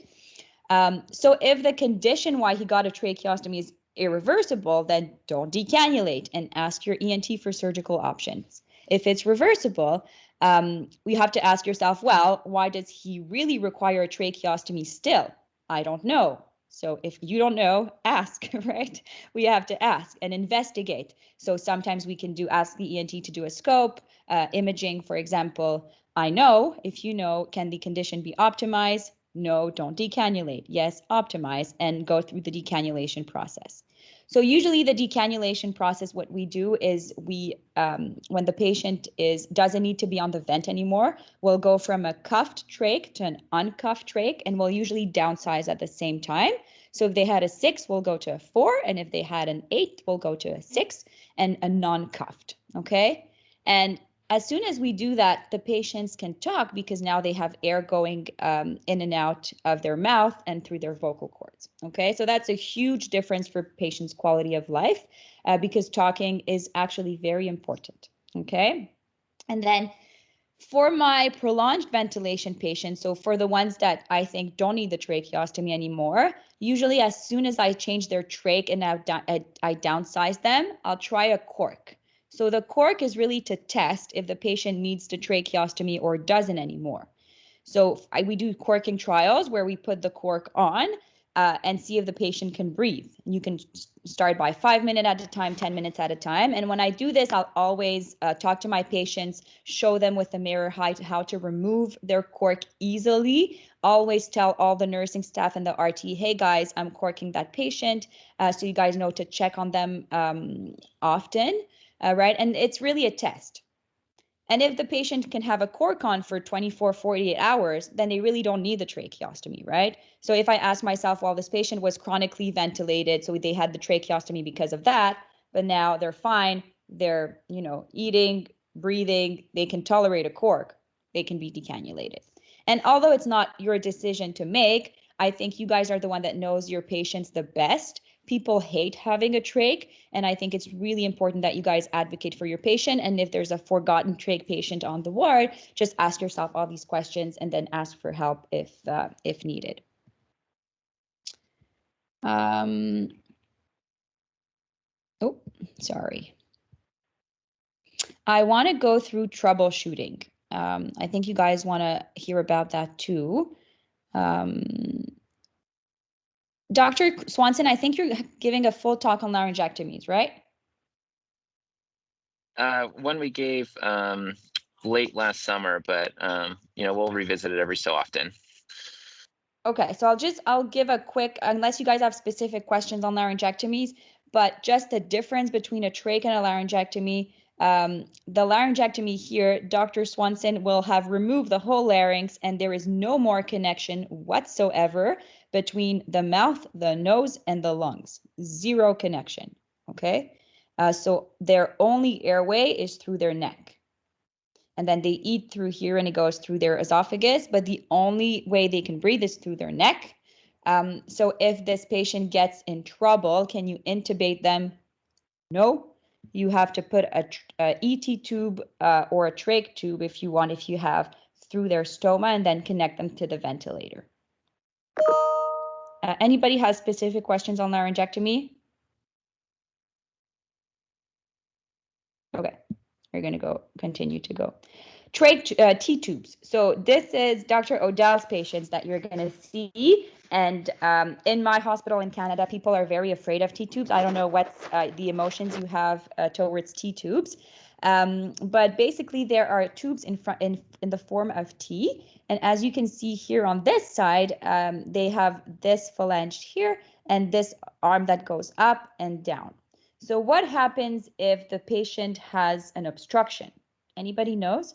The patient can breathe and they're desatting. What do you do?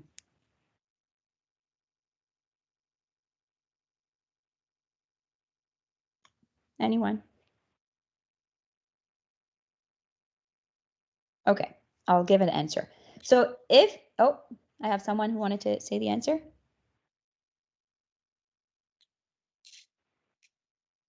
Dr. Swanson, okay. So Dr. Swanson knows the answer. So basically, if these tubes get blocked, the only thing you can do if the patient's actively desaturating is take one of these instruments, put it here, and just pull the tube out, okay? And you have to be pretty strong to pull the tube out. It takes some force, and then it's just going to come out this way. So it's not as easy as a trach to remove. But that's what happens if this tubes gets blocked, okay? So that's why it's really important for these tubes to be always closed and the patients actually breathe through their mouth and their lungs, because if you leave this open, then there's going to be a lot of dry air and crusting. So follow your surgeon's recommendation, but if you're in an urgent situation, you put a clamp here and you pull as strong as you can and you call for help. Yeah, so that's kind of a theme here. So these tubes, the trachs and T-tubes, are subject to mucus plugs. So the first treatment is to try to avoid it with suction and humidification. If that doesn't work, you pull it out. So you either pull out the intercannula of the trach or you pull out the T-tube, because it's usually plugged with mucus and it kind of relieves that obstruction.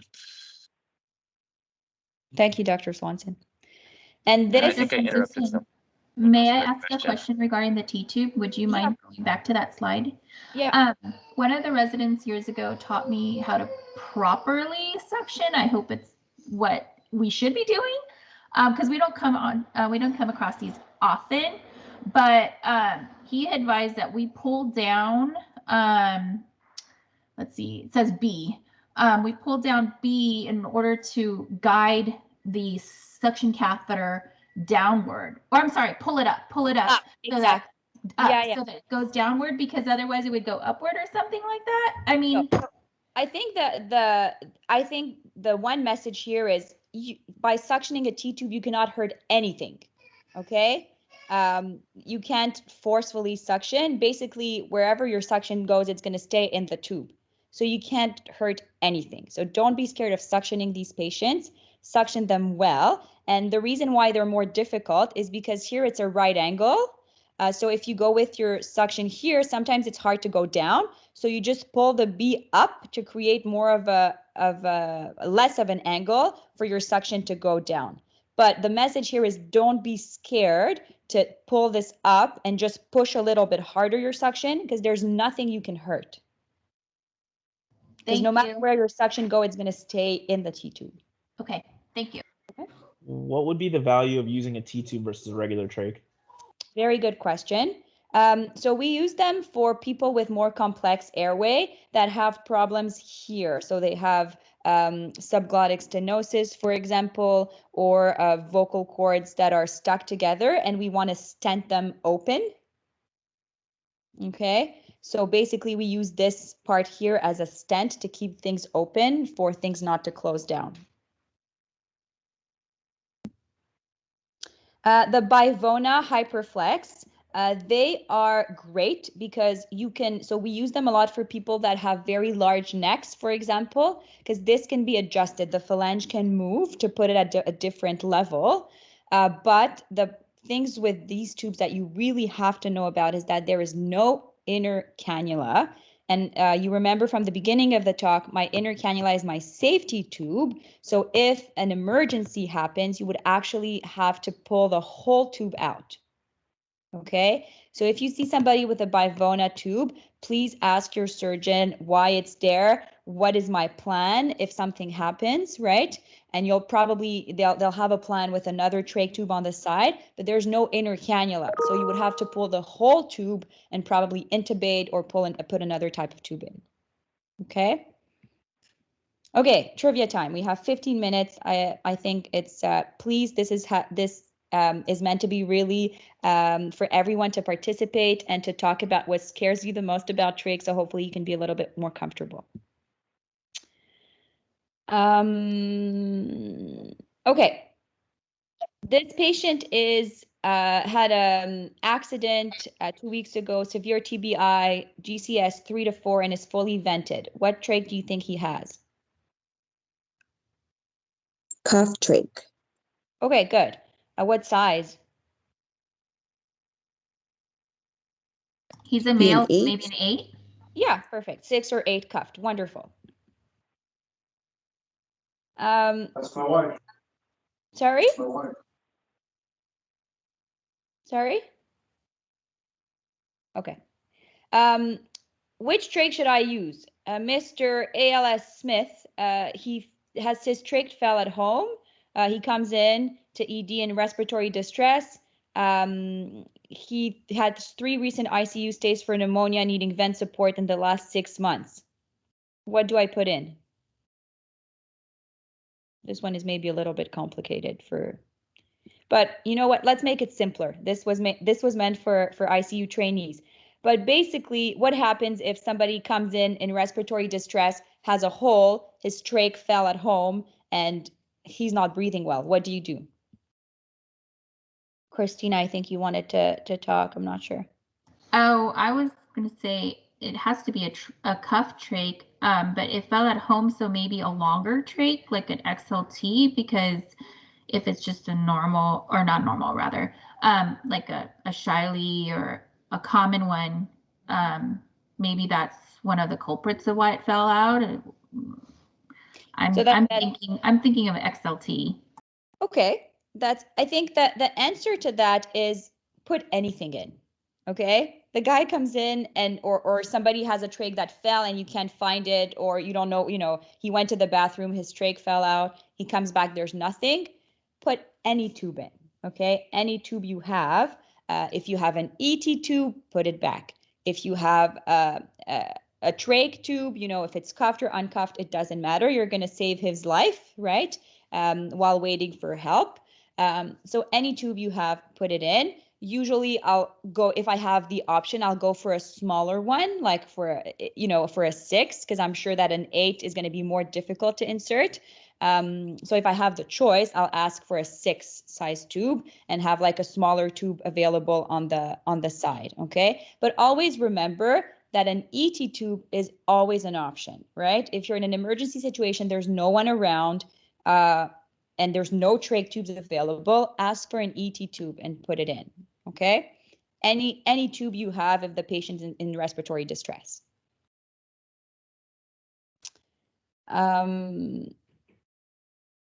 Oh, sorry, just a second.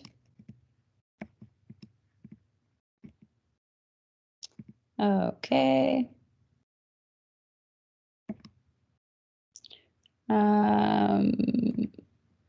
Okay.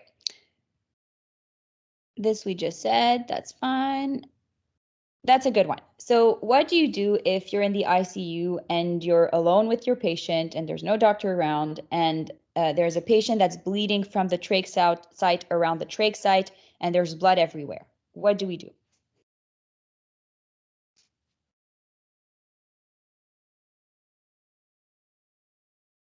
And that probably happens to some of your patients. We inflate a cuff and then each suction. Okay, very good. That's a very important point.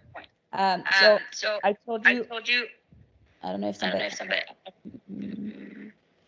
Somebody is. Did I hear myself? Oh, thanks. I have a question. Yes. Can we put Surgicel in there around the trach site? Yeah, very good question. So the first thing that's important is if it starts to bleed, put the cuff up. And the reason for that is that you don't want the blood to go down the airway. So you're creating a seal for the blood not to go down the airway, and then you can suction, okay? So cuff up is the first step. Very good. Second, the blood can be coming from different areas, right? It could be just coming from the stoma, so some healing tissue around the stoma, and that's not a bad situation. And in this case, yes, you can definitely put Surgicel, okay? If you're alone. I would not put Surgicel if there's no, without telling anyone, just because we always think Surgicel can go down if the cuff is not up, but Surgicel is a good idea. Put some gauze around, pressure, that's always a good idea, but most importantly, put the cuff up and suction into the trach, okay? Because if there's blood, you're gonna have clots that accumulate, and that can also block the airway. So cuff up and start suctioning, and then call for help. Is that helpful? Yes? Okay. False passages. So that's another very important situation. So we talked about when the patient cannot breathe. So you have a trach patient, okay? And the patient is desatting, he cannot breathe. What is the first thing you do that we talked about with Dr. Swanson? Remove the inner cannula. Wonderful. Remove the inner cannula, okay? You can put oxygen also on the trach site to see if it helps them. And then you can put just your hand, right? Just with your hand, feeling if there's air that can go in and out, right? So that's an easy trick.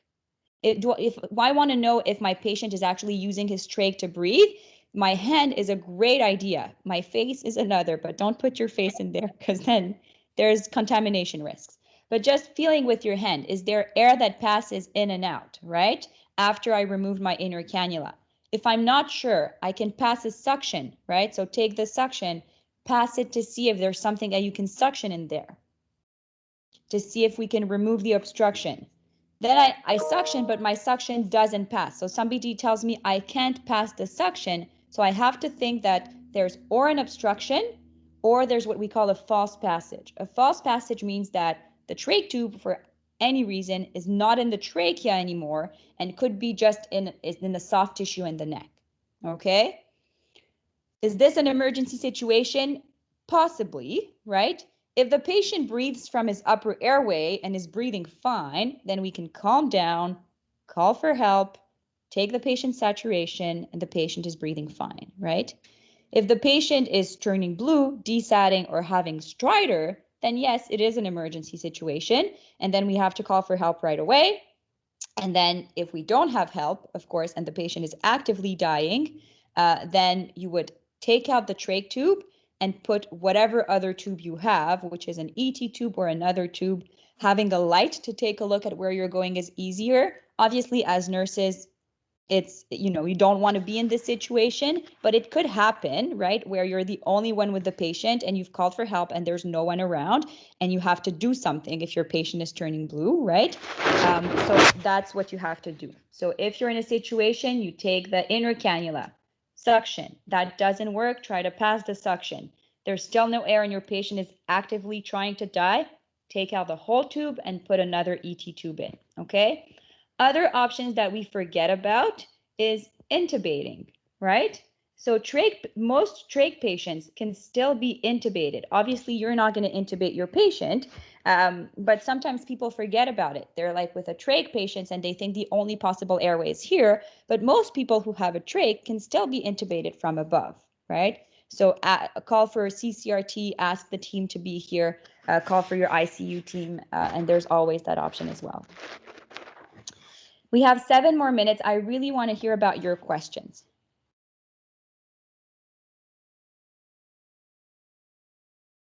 If you have, I'm sure you have some, because you know, I'm sure you've had difficult situation with trachs or bad things that happened.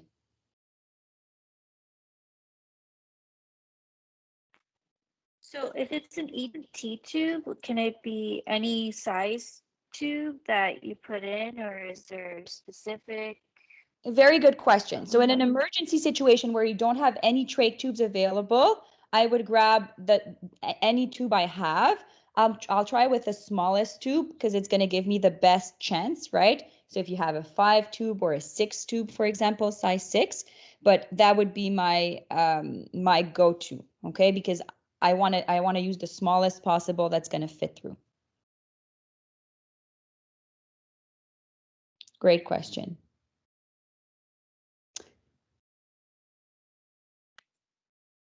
Any other questions? Yeah. Yeah. What kind of stuff do you recommend patients get for home health when they're discharged from the hospital for trachs? Okay, great question. So basically, when your patient is discharged, so the first thing, again, advocate for your patient. If you see a patient that is discharged with a cuffed trach or an XLT trach, please raise a red flag and ask the team, why does he have a cuffed trach? Why does he have an XLT trach? Are we sure we can't optimize that before he goes home? And advocate for your patient, right? When we go home, they should have proper education about tracheostomy care, them and their loved ones who will be caring for that. They have to have suctioning equipment available. So you should never go home with a trach without suctioning capabilities. They need to have, I think most of them will have a humidifier at home as well, because the air that you breathe through your neck is not filtered through your nose.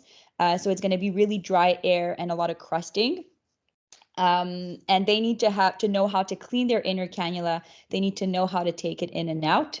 That's very important. So they need to have extra inner cannulas, always an extra trach tube, suctioning capabilities, and humidifying capabilities.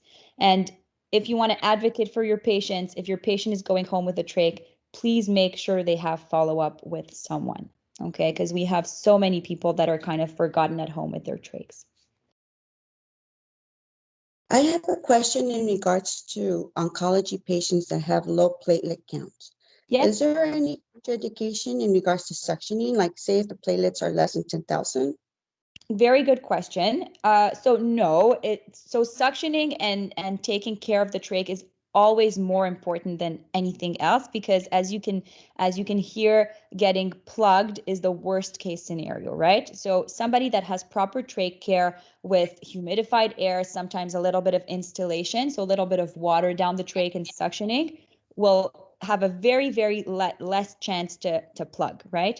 If people have lower platelets, right, you can suction them for sure. The thing you want to be always careful, if you're suctioning and you always feel resistance, okay, when you're suctioning, then it means that probably you're hitting a wall or something, and that can cause a little bit of irritation. So I would just be cognizant of that. If I'm suctioning and it goes through easily, no problem, right? If I'm always suctioning and I'm always hitting something, then I have to question myself of what's going on. I could always ask for help, ask for one of the doctors, one of the ENTs. We can always take a look with the scope and see what's going on. Because yes, sometimes you can traumatize a little bit, but in general, I think the message is don't be scared to suction, right? Suctioning is good. Trach care is so important. And I think what happens often is people are a little bit scared to suction too much or to go too deep, and then people plug, and that's what happens. So really the trach care you guys do is the most important thing for patients. I have another question in regards to hyperventilation before you suction. Is that still recommended when you raise up the oxygen level and then you start suctioning, or does it matter, or afterwards? This is the first time I hear about that, so you're teaching me something. Dr. Swanson, is that common practice? It's not something I routinely do, but if a patient has really high vent settings, for example, and you're going to have to pause their ventilations to suction, it sounds reasonable. For our patients and head and neck, most of the time their lungs are pretty healthy. So if they're on the vent, their vent settings are fairly low and they have the trach for airway reasons. In those patients, you don't need to pre-oxygenate. You can kind of just suction. But yeah, I see maybe some of the patients with ARDS or something, that could be a good idea. On that note, how deep should we suction? Is it just to the end of the trach tip, or do you go down to the trachea and bronchi? And then what do you suction with? Yeah, so we use, I know you guys use these awesome kind of Foley catheters almost. I really love those. I think they're probably the most atraumatic. So I've seen that on the floor. So I think they're great. I suction deep, right? Again, my message is don't be scared to suction. Like you can't pop along by suctioning. But what's bad is suctioning just the tip of the trachea and then more mucus accumulates down. Okay. So I would measure, I know that my trach tube is about this size, right? You have all an idea of what a trach tube looks like. I would think that look at your suctioning and see how far you have to go and make sure you go a few centimeters down as well, because you really want to get the stuff in the trachea, really like a deep suctioning from an ET tube. So don't be scared to suction, especially with those little Foley catheters. They're really atraumatic. I just want to answer this question about if bronch via trach, should the balloon be up or down? So it's a question from Zhao. It depends why you're bronching and if the patient is vented or not. So if the patient is on the ventilator, there's always a way to pass the scope and still keep them ventilated, and then the cuff would be up, right? If not, then the cuff should be down. If they're not dependent on a ventilator, then the cuff should be down as people that are not on the ventilator. I think we're at the end of the hour and we're ready for the next presentation. Thank you so much, everyone, for listening. I'm happy to share my contact, Tamara. If you have any other questions, I'm always in the hospital. You can always email me as well. Thank you. Thank you. Thank you so much. Bye.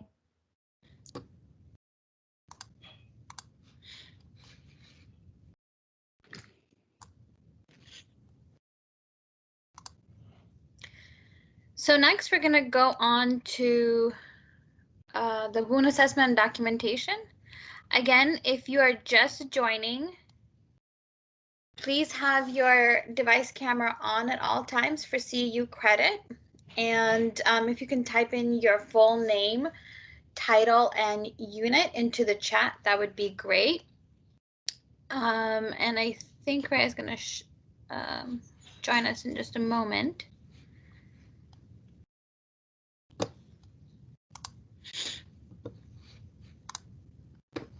While we're waiting, so if anyone has anything topics they'd like to hear about, especially about head and neck patients or ENT patients, send Tamara or I an email, and we'd love to get some speakers to talk about it.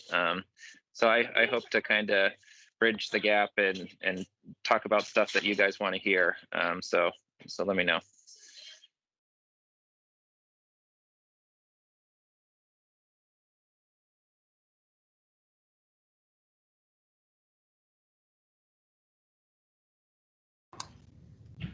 We're just waiting on for Rhea to join us today. I would also like to ask if anyone is driving. I'm sorry for the lecture portion. If you are driving, we cannot give CEUs. It's just not safe. Please, maybe just listen in and drive safe.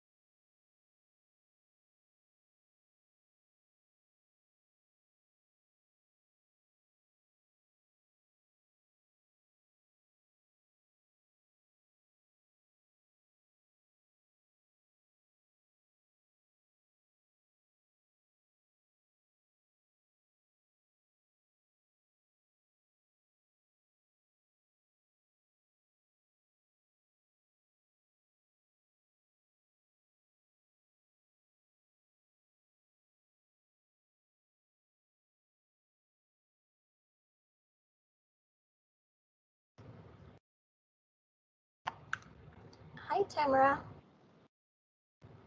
Hi, Rhea. Thank you for joining us. Absolutely. Is everybody ready? Yes, you can begin. Okay. Hi, good morning, everybody. Thank you for being with me in this webinar. It is my sincere pleasure to be with you today. My name is Rhea Payumo. I'm your clinical educator for wound care. And today we are going to discuss wound assessment and documentation once again. Okay, now I'm going to share my slides with you.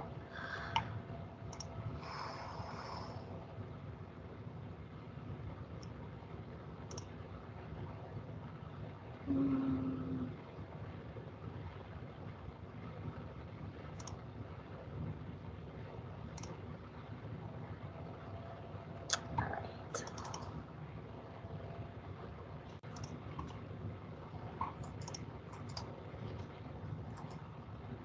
Okay, we got some objectives. For our objectives, it is to recognize the importance of assessing and documenting a wound, review wound types in relation to their location, describe the characteristics of each type of wound, discuss components of skin and wound assessment, and review assessment and documentation requirements of wounds. Some overview. So worldwide, there are over 100 million surgical wounds, over 70 million traumatic wounds, including 20 million lacerations, 3.5 million burn wounds, and 24.2 million chronic wounds, including 10 million diabetic foot ulcers, 9.7 million venous-like ulcers, and 4.5 million pressure ulcers that require treatment each year. These numbers reflect that more people throughout the world have chronic complex or non-healing wounds than the U.S. population with cardiovascular disease, approximately 50 million, asthma 18 million, or diabetes 10 million. 1% of the general population and 3% of people over 65 have venous leg ulcers. And it is very expensive. The estimated cost per episode is more than $40,000. The number of pressure ulcers is unclear, but estimated at 2.5 million among hospitalized patients. The total annual cost for hospital-acquired pressure ulcers or injury are estimated as 2.2 to 3.6 billion in 2016. Approximately 17 million people with diabetes in the US, and 50% of those will develop at least one ulcer. About 125,000 people per year need lower extremity amputations resulting from infected foot ulcers caused by diabetes.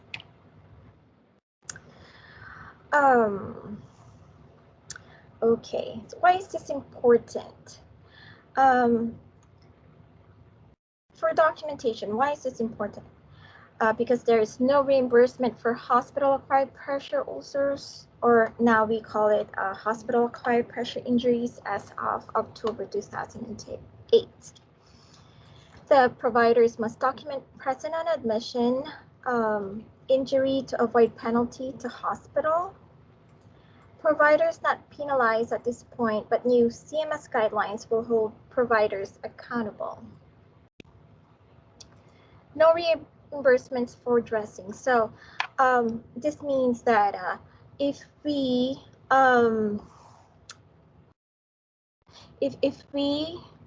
cause the patient to have pressure injury, for example, while the patient is hospitalized under our care in our facility, they're not going to reimburse us for the treatment that we provide those patients.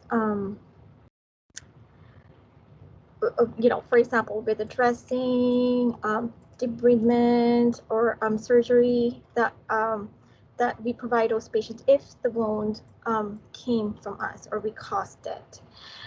Wet to dry dressing is no longer standard of care, as it is considered mechanical debridement and can increase length of stay and healing time. Why is that? So wet to dry dressing it's very painful as well for our patients, right? Because imagine a gauze that was partially moist at first, and it becomes dry in there, and when you remove it, it's going to be very painful to the patient. It can cause, bleeding on a wound, and that is not a recommended treatment anymore. Evidence-based practice advanced wound care treatments available to stimulate healing in less time. So what advanced wound care treatments mean? Those are our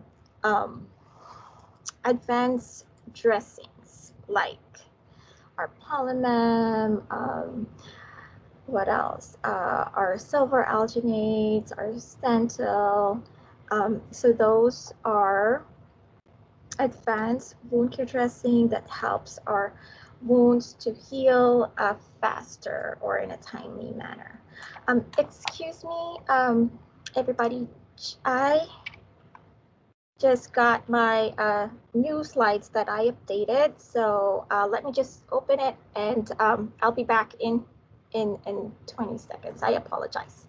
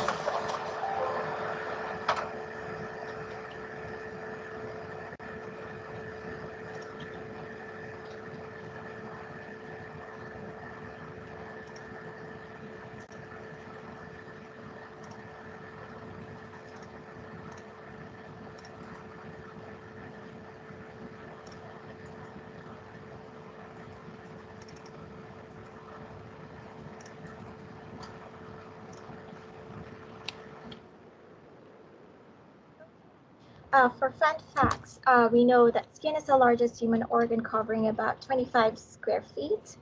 The skin makes up 15% of our body weight, and skin has 45 miles of nerves and has 20 yards of blood vessels. Skin has 32 million bacteria per square inch of skin, and humans shed and regrow outer skin cells every 27 days. By the age of 70, an average person will have lost 105 pounds of skin and would have spent $100,000 trying to preserve it. So wound assessment. An accurate assessment documentation of wounds is essential for developing a comprehensive plan of care. Remember also that when we are treating a wound, treat the whole patient, not just the hole in the patient. So we need to look at other things that the patient might need, like nutrition, mobility, pain, right? Also the comorbidities and appropriate prevention strategies. Wound photography. A photograph included in the EHR facilitates better diagnosis, enhances clinical documentation, helps to monitor the progress of wound healing, helps prevent litigation in wound management, and allows interdisciplinary communication among the care team. So digital photography is becoming a more prevalent documentation tool. And that's what we have right now, right? That we rolled out just the end of last year, our tissue analytics. Then the National Pressure Injury Advisory Panel also supports photography as a more accurate means for assessment of wound dimensions and wound base over time. Wound state. So wound state, we have present on admission, meaning we captured it during the 24 hours that the patient, that when we admit the patient. New is a wound that is discovered after 24 hours of admission, but that will be different for a pressure injury that is a deep tissue pressure injury. So for that, we actually have 48 to 72 hours from the beginning of admission. And if we captured a deep tissue pressure injury within 48 to 72 hours, then we might, or we can call it that it's present on admission because a DTI does not surface on the skin right away. So if the original like trauma or pressure happened 48 hours ago, it's not really going to surface on the skin after like 2 days or 3 days, unless we know that the patient before hospitalization was moving, walking, and the patient came in here for surgery, direct surgery, and the patient was like in the OR table for 14, 16 hours or 20 hours, then that DTI might, be hours, or we can say that it is a hospital acquired because of the prolonged period of time that the patient spent in OR table. Reopen is a known healed wound that is now reopened or re-injured. Merge are two separate wounds that became one. Separated wound is a wound separated by epithelialization, meaning you have a wound and in the center or the middle of that wound there is a new skin or an epithelialization. So if there's enough bridge that's separating that one wound before or prior, then we can name that wound a separated wound, or we can say that one wound is now a two wounds or separate wound. Reclassified as a corrected wound, etiology or location.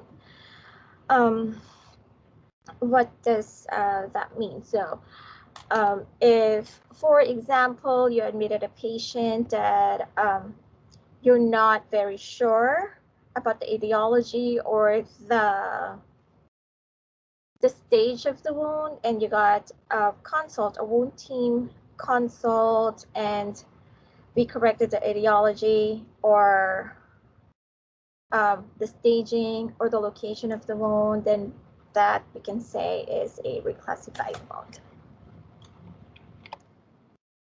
All right. So next is anatomic location.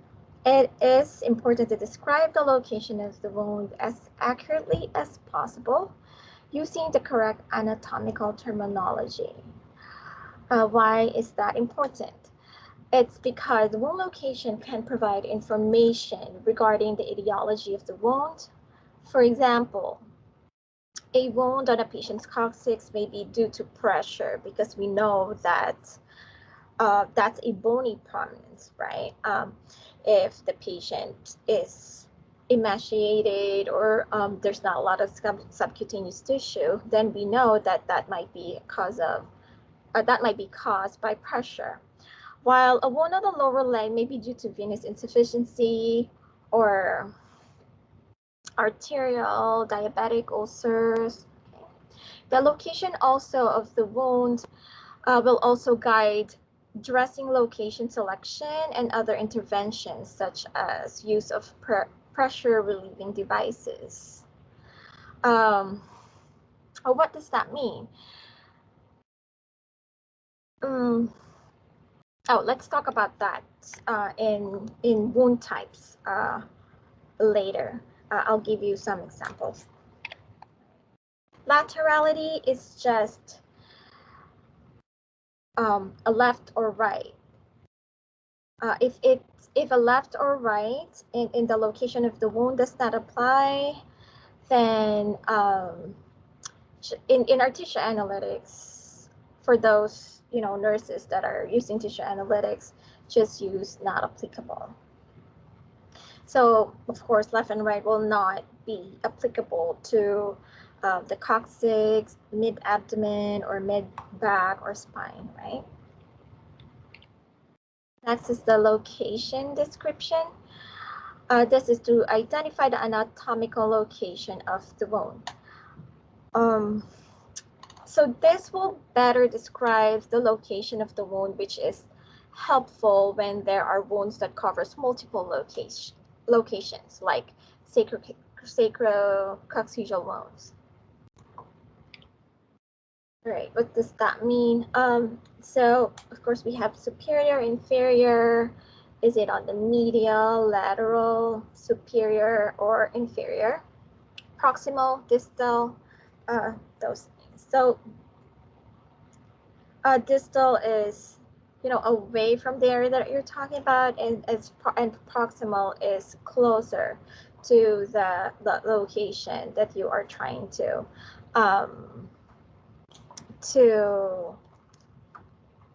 say. All right. Let's talk about wound types. Why is wound type important, or the importance of wounds and etiologies? So identifying the cause of the injury helps determine plan of care and if a wound team consult is warranted. For example, a wound that is not very serious, like for example, like a skin tear, a simple skin tear, a skin tear type 1, or moisture associated skin damage that is quite controlled, so you won't really need a team consult for that, right?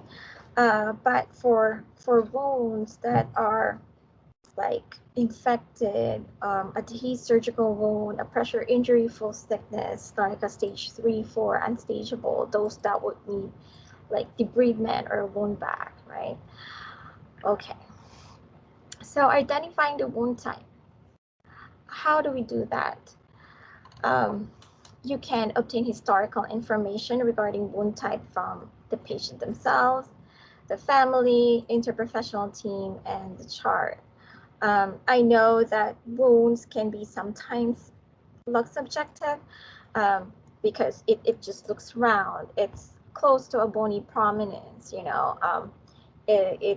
there's depth into that wound, but so now you put the etiology as pressure injury, but did we ask the patient, like what is the history of this wound? Is it a true pressure injury, or it might, probably be an abscess before that is not healing in a timely manner? If no information is available, rule out pressure injury, and if it is pressure, provide appropriate staging. If pressure is ruled out, review list of wound types and choose the best response. All right. So we have 2 types of wounds. And what are those 2 types? It is our partial thickness wound and our full thickness wound. If you can see here on the center photograph here, this is our layer. This is the layers of the skin. The outermost layer of the skin is the epidermis, the dermis, and subcutaneous tissue. Then comes your fascia, muscle, bone, tendon, ligament, right? Partial thickness is a tissue destruction through the epidermis extending into but not through the dermis. the epidermis is very thin. It's like a paper thin. And then the next layer, the dermis, is like the thickness of an ATM card. So imagine how, thin that layers are. So that's your partial thickness wound, epidermis and dermis. After that, you go to the full thickness wound, which is a tissue destruction extending through the dermis to involve subcutaneous tissue and possibly bone and muscle.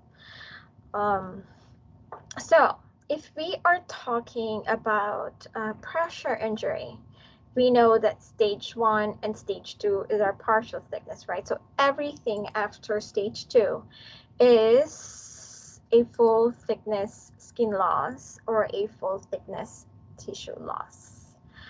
So stage 3, stage 4, unstageable, and deep tissue pressure injury is considered a full thickness wound. Okay. So remember, only pressure injury should be staged, and most other wounds should be described partial or full thickness if you don't know the etiology of the wound. So just choose in tissue analytics that it is a partial thickness or a full thickness wound. Okay. Next slide. We have pressure injury stage 1. I know for some of you that are members of our skin champions, this might be you might be very familiar with the staging, but this is a refresher, and for some audience that as not as frequent as our skin champions. So pressure injury stage 1 is a non-blanchable erythema of intact skin. It is a localized area of non-blanchable erythema, which may appear differently in darkly pigmented skin. Presence of blanchable erythema or changes in sensation, temperature, or firmness may precede visual changes. Color changes do not include purple or maroon discoloration. This may indicate deep tissue pressure injury. So sometimes it can be confusing, especially if you don't see a lot of wounds on the patients that you handle, or a lot of pressure injury that you handle. So remember, stage 1 is just a erythema. It's reddish, but if it is more purplish or maroonish in color, that might be a deep tissue pressure injury. Stage 2 is a partial thickness skin loss with exposed dermis. Now the epidermis is lost, right? It's showing a shallow wound. Remember, a stage 2 does not have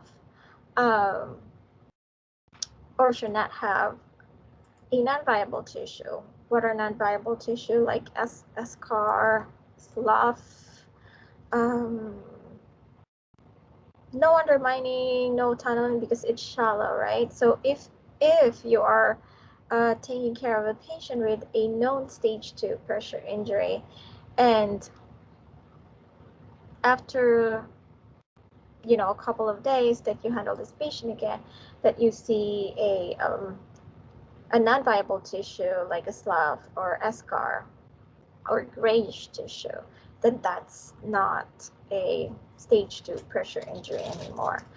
It can be like stage 3 or unstageable. Also, if you see a serous filled blister on a bony prominence, serous filled meaning a water filled blister, on a bony prominence like the coccyx, the heels, spine, shoulders.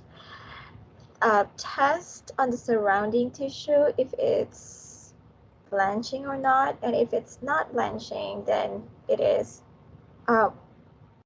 most likely a pressure injury, stage 2.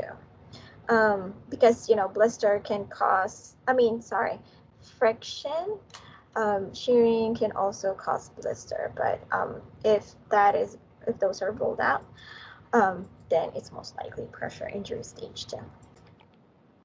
Stage 3.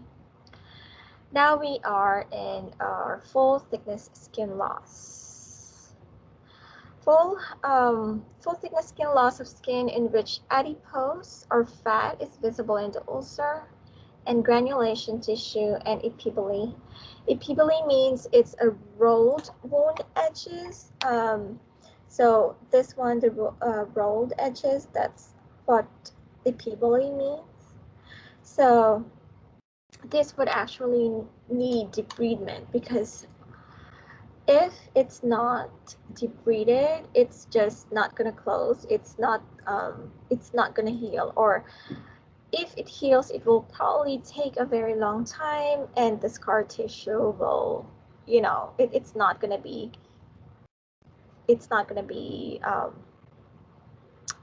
pretty. It's like you'll see it might develop like a keloid, a keloid like skin or scar tissue. Slough and/or eschar may be visible in stage 3. The depth of the tissue damage varies by anatomical location. Areas of significant adiposity can develop deep wounds. So what does that mean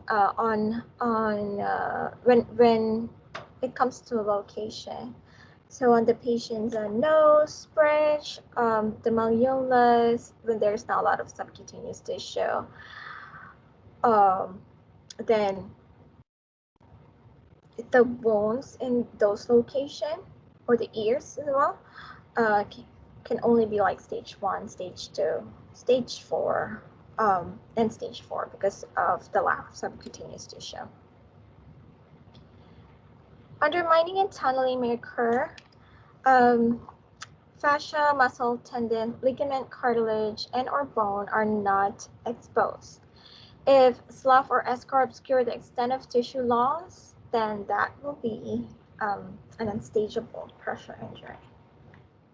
Next is our stage 4. So this is the time when we see, like a deep wound, right? We can see the muscle, bone, tendon, ligament. As you can see here, it's showing a bone right here. It looks like there's undermining here in this area from, let's say, 2 o'clock to 5 o'clock right here. It can also have tunneling. Remember, the number one reason why our wounds get tunneling or undermining is because of shearing. So if you put the bed of the patient high or more than 30 degrees, that could shear the skin, where the skin is in contact with the surface, but the bone actually pulls down via gravity. So that's the shearing right in there, and that's our number one. That's the number one cause of shearing. All right. So unstageable pressure injury is a pressure injury that we cannot stage, or we cannot stage quite yet. Why is that? It is because it's obscured by non-viable tissue. Again, what is our non-viable tissue? It is slough. It is our slough. If you can see here, this yellowish tissue. It's stringy, it's very adherent to the wound bed. That's our slough. So that's a dead tissue or not a viable tissue. We also have an eschar right here.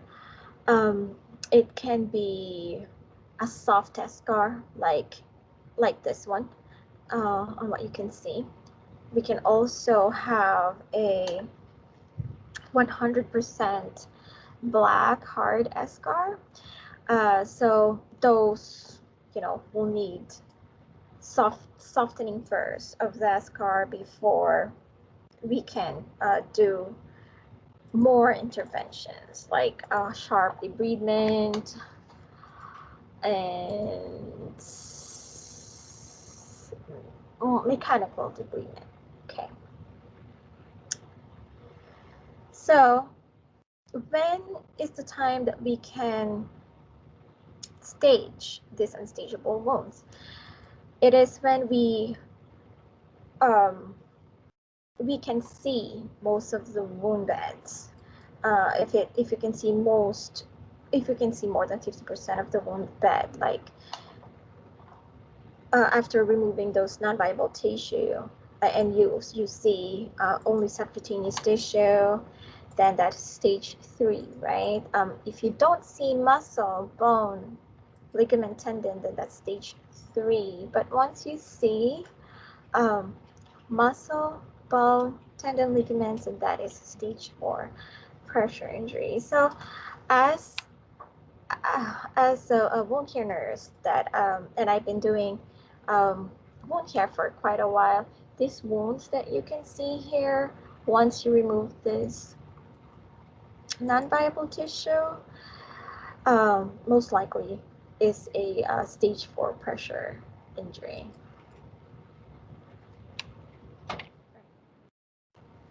Last is the pressure injury deep tissue or deep tissue pressure injury. You see the difference between DTI and stage 1, right? DTI is more purplish, deep purple, maroon in color than stage 1. Let me go back to stage 1. Like this, stage 1. Is a persistent non-blanchable deep red, maroon, or purple discoloration. DTI can be intact or non-intact. DTI evolves. So, as what I'm saying earlier, DTI doesn't resurface on the skin right away. The injury might have happened 48 or 72 hours ago. Let's say, for example, our patient 2 days ago had surgery and in supine position in an OR table for 16 hours. When you receive the patient in the unit and you check the skin, you might not see something, or you can just see some redness, right? But after 48 hours or 72 hours, if you see this deep purple discoloration, we can associate it with that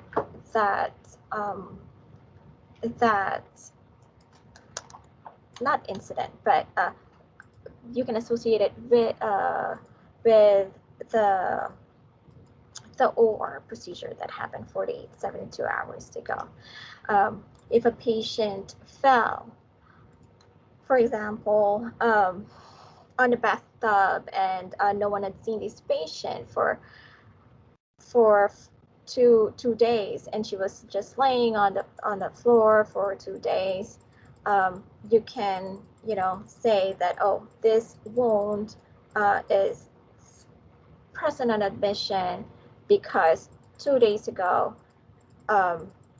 or 3 days ago, before we admit this patient, the patient had fallen and was in that same position for 2 days, right? Deep tissue injury happen from the bottom and would resurface after a while. So the muscle dies first, and when we see it resurface on the skin, that's how it looks like. Deep purple, maroon, of course, non-blanching. Deep tissue injury, as what I've said, evolved. It can evolve to unstageable, and eventually will become stage 3 or stage 4. Some deep tissue pressure injury does not evolve if you catch it early enough and you offload it, do like mist therapy right away. We might be able to reverse a DTI, especially if your patient doesn't have a lot of morbidity. If the patient can eat, can mobilize a little bit, or are not very sick patients, we might be able to reverse a DTI, or a DTI. That DTI might not evolve if we do all the measures and prevention so we can. Pressure injury, mucosal, is a pressure injury found on mucous membranes with a history of a medical device in use at the location of the injury. Because of the anatomy of the tissue, these ulcers cannot be staged. So where can we see our mucosal pressure injuries? It's on the patient's tongue, lip, the nares, right? Also, it can also be in the genitals. When we put a Foley catheter,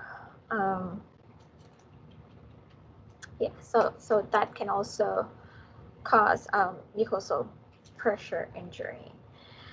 Before you put mucosal pressure injury, rule out first if it's not a traumatic injury. For example, the patient coded and we intubate the patient, and sometimes when we are in a hurry to do one procedure, a trauma happens. So before you put a mucosal pressure injury on the mouth, look at it first. If it's probably just a trauma, maybe the patient's biting. Look at it if it's really swollen, inflamed. You cannot really test blanching on a mucosal pressure injury because of the location. Make sure that also you offload the medical devices. As you can see here, the mouth caused by the ETT. It's so unfortunate, right? Please make sure that the ETT is offloaded every 2 hours. If it's not done, communicate with your RTs, because that should be offloaded and repositioned in a timely manner. This unfortunate event here on the patient's nose is from an NG that was probably taped too tight or taut. So also a frequent monitoring is a must. Right. Next is abrasion. It is, something that we often see. If we like fall, we can get a abrasion. Kids that are playing, it's a very shallow or superficial wound. Okay. Blanchable erythema. It is a vascular response showing a white or pale area that is created when pressure is applied to the tissue, and when the pressure is released, a normal color returns. So if I put a pressure on that sacrum coccyx, right, for 3 seconds, and I remove it. If it turns white, then that is a blanchable erythema. If it stays red, then that is a true pressure or a pressure injury stage 1, meaning there is an ischemic event, and that should be offloaded. Because what can we do on those non-blanchable erythema on a bony prominence? No, offloaded, protected with Mepilex, right? Next is blister. Blister is a small pocket of fluid within the upper layers of the skin, usually caused by forceful rubbing, freezing, chemical exposure, or infection. Most blisters are filled with a clear fluid, either a serum or a plasma.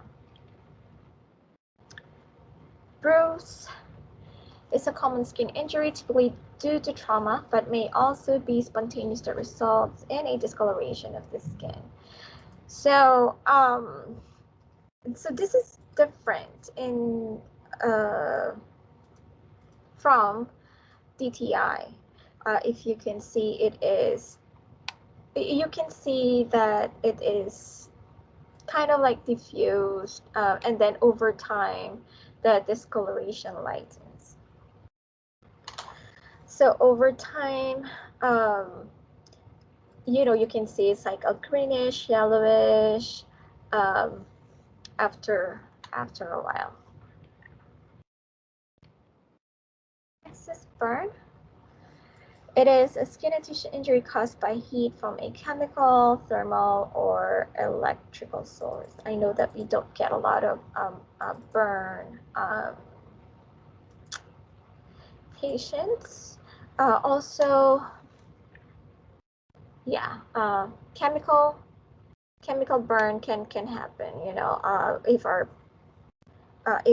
our skin is exposed to too much chemicals like cleaning agents, that can cause burn too. Dermatological condition. So this is a skin condition caused by dermatologic conditions that cause acute inflammation of the epidermal and dermal layers, or epidermal loss. Some examples are bolus pemphigoid on the arm. We have Stevens-Johnson syndrome, toxic epidermal necrolysis, psoriasis, and irritant and allergic dermatitis. So in tissue analytics, we're not asking for you to diagnose this skin injuries or skin problems, right? So if you see this dermatologic conditions on your patients, please don't wait for a wound team or like the PT wound care or wound RNs to see these wounds, because that can cause delay. In intervening for these wounds. So if you see these wounds, ask your primary provider right away to get a derm consult, because this will need immediate intervention. Next is extravasation. It occurs when there is accidental infiltration of a vesicant or chemotherapeutic drug into the surrounding IV site. So when this happens, please look at your policy and procedure on what to do. You do need to stop the medication right away, or extract the medication as much as you can. And what antidote you may give for this. Do you need also to call the pharmacy? Can they help, right? I had an experience in my previous job. Well, it's a smaller hospital, and I this patient in ICU that, you know, needed a use suppressors, but there's no PICC line nurse available on that day, or like the PICC line nurse is, you know, you call them, they're on call, and I think they couldn't come, and this patient doesn't have a line or a viable line. So I don't know why they think it's a good idea to put an IV on a patient's left leg and run a pressor in there. So that leg became ischemic, necrotic, and that leg had to be amputated. So that is a very avoidable situation, right? So if you see this type of wound, that needs an immediate intervention. Fissure is a linear-like cleavage of skin, sometimes defined as extending into the dermis due to excessive dryness or moisture. Of course, we have a lot of intergluteal cleft fissure because of MASD. Because of the patient's incontinence. And when the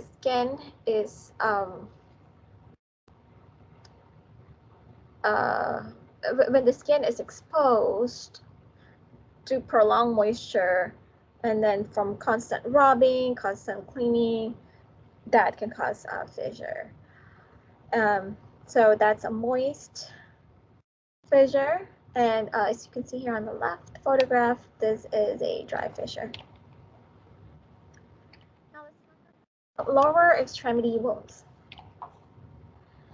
We have a venous ulcer, arterial ulcer, diabetic ulcer. Venous ulcer, or some call it a lower extremity venous disease. The wound location is typically superior to the medial malleolus. It can be anywhere in the lower leg, including back of the leg or the posterior calf. So what is our problem here in a venous ulcer?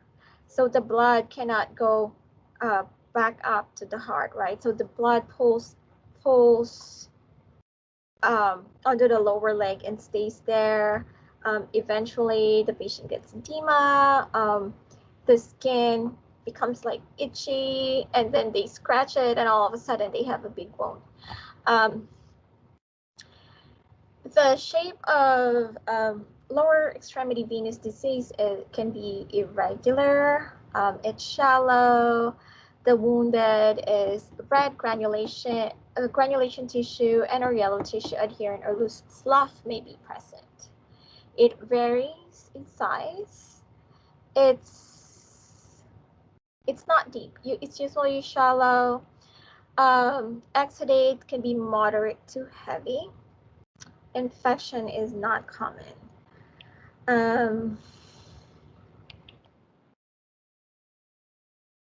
So if you can see here on the bottom picture, this is a chronic venous ulcer. This needs a lifetime intervention. They need a wrap. They need elastic stockings. They should be elevating their feet.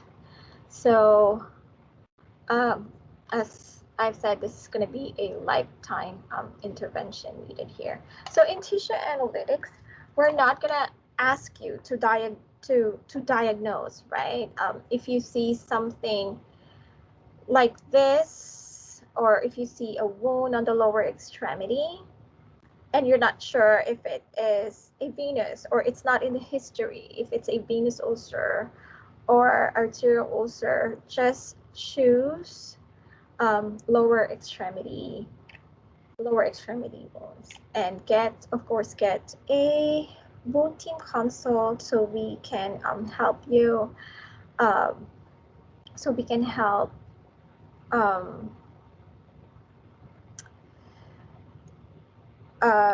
what's this? So we can help determine the etiology of the wound. Next is the arterial ulcer.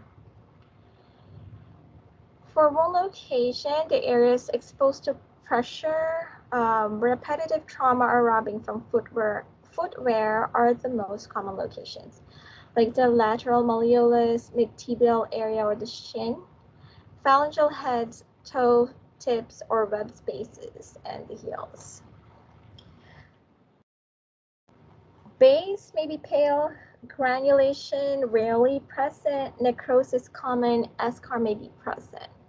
Why is that? Because if your problem for venous ulcer is, the blood or the circulation doesn't go back to the heart, arterial ulcer is the opposite. So the oxygen cannot travel to the periphery or the patient's foot, especially the toes, the dorsal foot, and once there's constant rubbing and friction or trauma, the wound rarely, or it's very difficult to heal because there's no oxygen flowing in there. And for you to heal a wound, you need to have a good foundation. And what is number one good foundation for healing a wound? It is,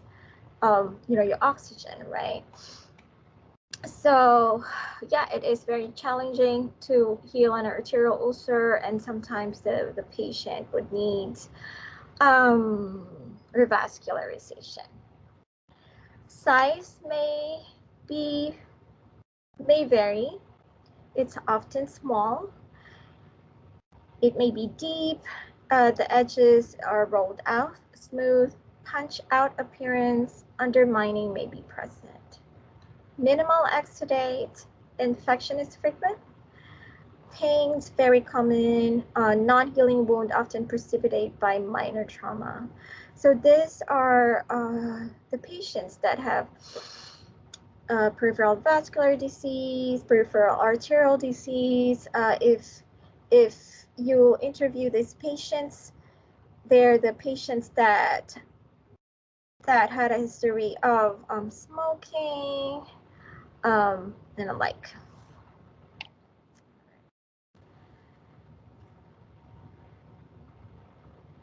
If you can see the appearance of the skin, we said it's a punch out, right? A punch out circle. Compared to venous ulcer, where you have like irregular edges and it can be big and red. It looks like there's granular tissue or vascular or very vascular. Opposite of arterial ulcer, it's black, dry, no exudate, very painful because there's no oxygen there.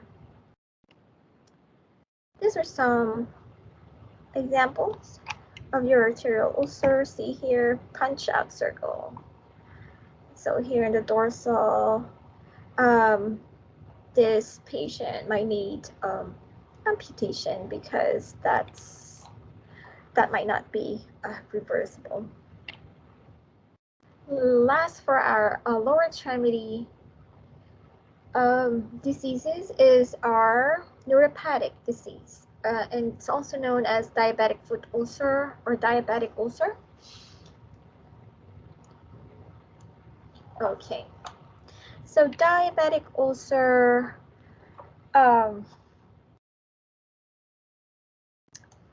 for their history, they have advanced age, heredity, alcoholism, diabetes longer than 10 years, poor diabetes control, impaired glucose tolerance, Hansen's disease, Charcot-Marie Tooth disease, use of smoking or use of tobacco, a smoker patient, and so on.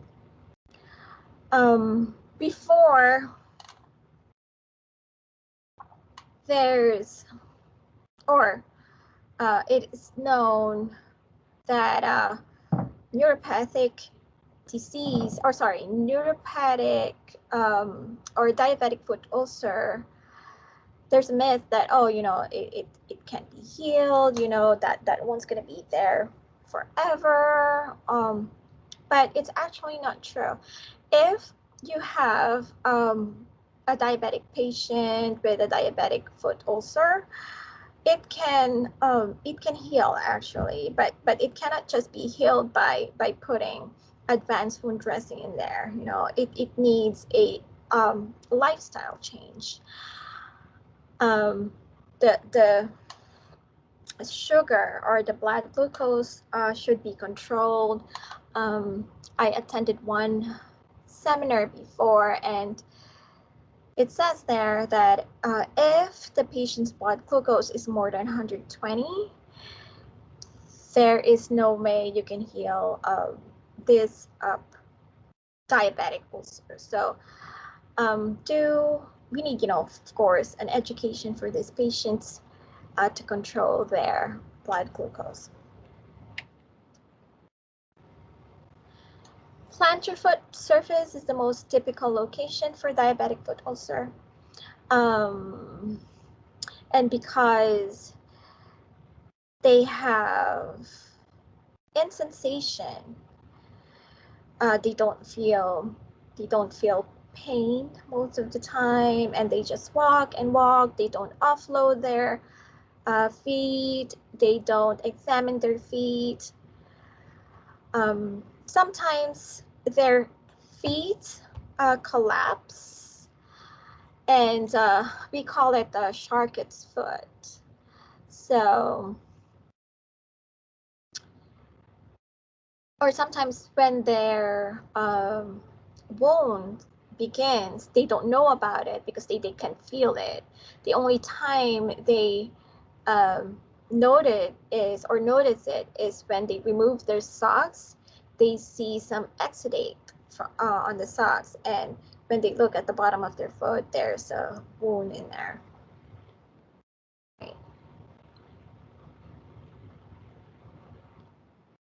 So this is what shark's foot look like. So it's like they become flat-footed because it just give up the bone in there, so they lose their arch. The universal treatment for a diabetic foot ulcer is a total cast. Yeah, like a total cast, a leg cast or foot cast. Right. Okay, now let's talk about moisture-associated skin damage. MASD is a general term for inflammation or skin erosion caused by prolonged exposure to a source of moisture, such as urine, stool, sweat, wound exudate, saliva, or mucus. For example, here in our photographs,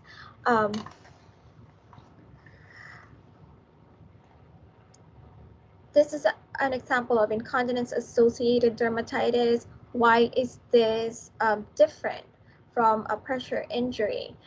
We know that a pressure injury is more localized. It is on a bony prominence or under a medical device. It has an edge that you can, like a wound edges that you can trace, right? But look at this skin problem right here. You don't really have edges right here. It's diffuse. It's the bottom, the thighs, perineum are like all affected. It's inflamed and swollen, right?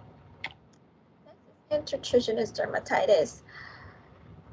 It's an MASD that happened in Skin folds. And where do we have skin folds? It's under the breast, abdominal. If we have an obese patient, it can happen on there. Neck folds, axilla, and the back of the knee. So make sure that when you're taking care of patients with a lot of folds, make sure that those are dried completely. Like if the patient got a bed bath, make sure that you completely dry the patient's skin before, putting moisturizer, because this can be very uncomfortable for the patient. It can be very painful as well, especially when the skin opens. Moisture-associated dermatitis, when you have an ostomy or a fistula and the appliance or ostomy bag is leaking or not applied correctly. And last is the peristomal moisture-associated dermatitis. It is caused by prolonged exposure to wound exudate.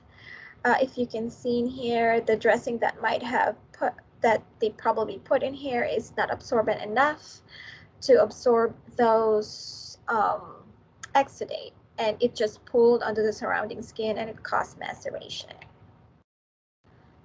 Mottling is a violaceous coloration secondary to microcirculation alterations and blood flow reduction in small vessels. So on our patients in ICU, patients that are actively dying or septic. Rash, non-moisture can range from redness of the skin or small red bumps to swelling, redness, and larger blisters. It can be from multiple causes. So you can choose rash or dermatological condition in tissue analytics. Get a dermatology consult, because remember, all rash are dermatological, but not all dermatological condition are rashes.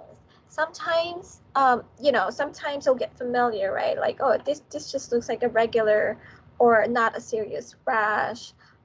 Let's see what we can do first.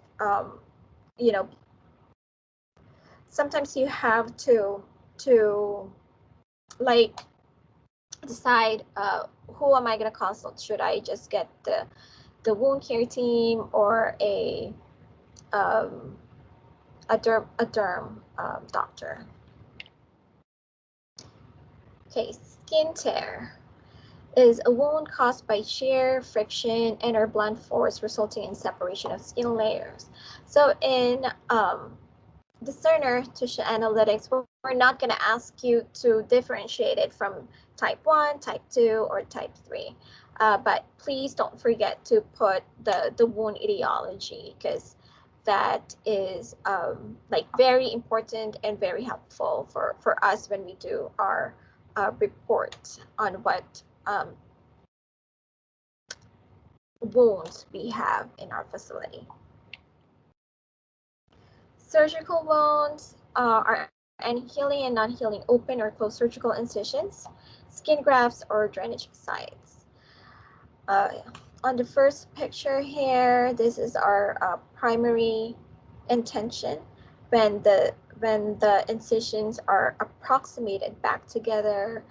It's closed with staples, right? Second photograph is a dehisced wound, even though they put a tension suture in there, but these patients probably have underlying infection or edema, and the surgical incision dehisced. That's just an example of skin graft. Trauma is when an external or foreign object injures the body. It can be bite or gunshot wound, right? All right, next is wound measurement. So in using the tissue analytics, if you use the ruler with the green dot, it will measure the wound for us, right? So please be sure that when you use our tissue analytics device that you use the ruler with the green dot. Remember, if you have to do a manual measuring of the wound, look at the wound like it is a clock. The head of the patient is the 12 o'clock. The foot of the patient is the 6 o'clock, and the side to side is the 9 and 3. The most common measurement that we do, or wound measurement that we do, is this method, the clock method. It's the length. So length is from 12 to 6, or the head to foot. That's the length of your wound. The width is from the side to side, or 9 to 3, 3 to 9. Why is wound measurement important? Because wound assessment or wound measurement provides baseline. And we can see, like the progress, right? Is it getting bigger? Is it getting smaller? Is it getting deeper? Or is it resurfacing now, right? It can help distinguish among wounds that are static or deteriorating or improving.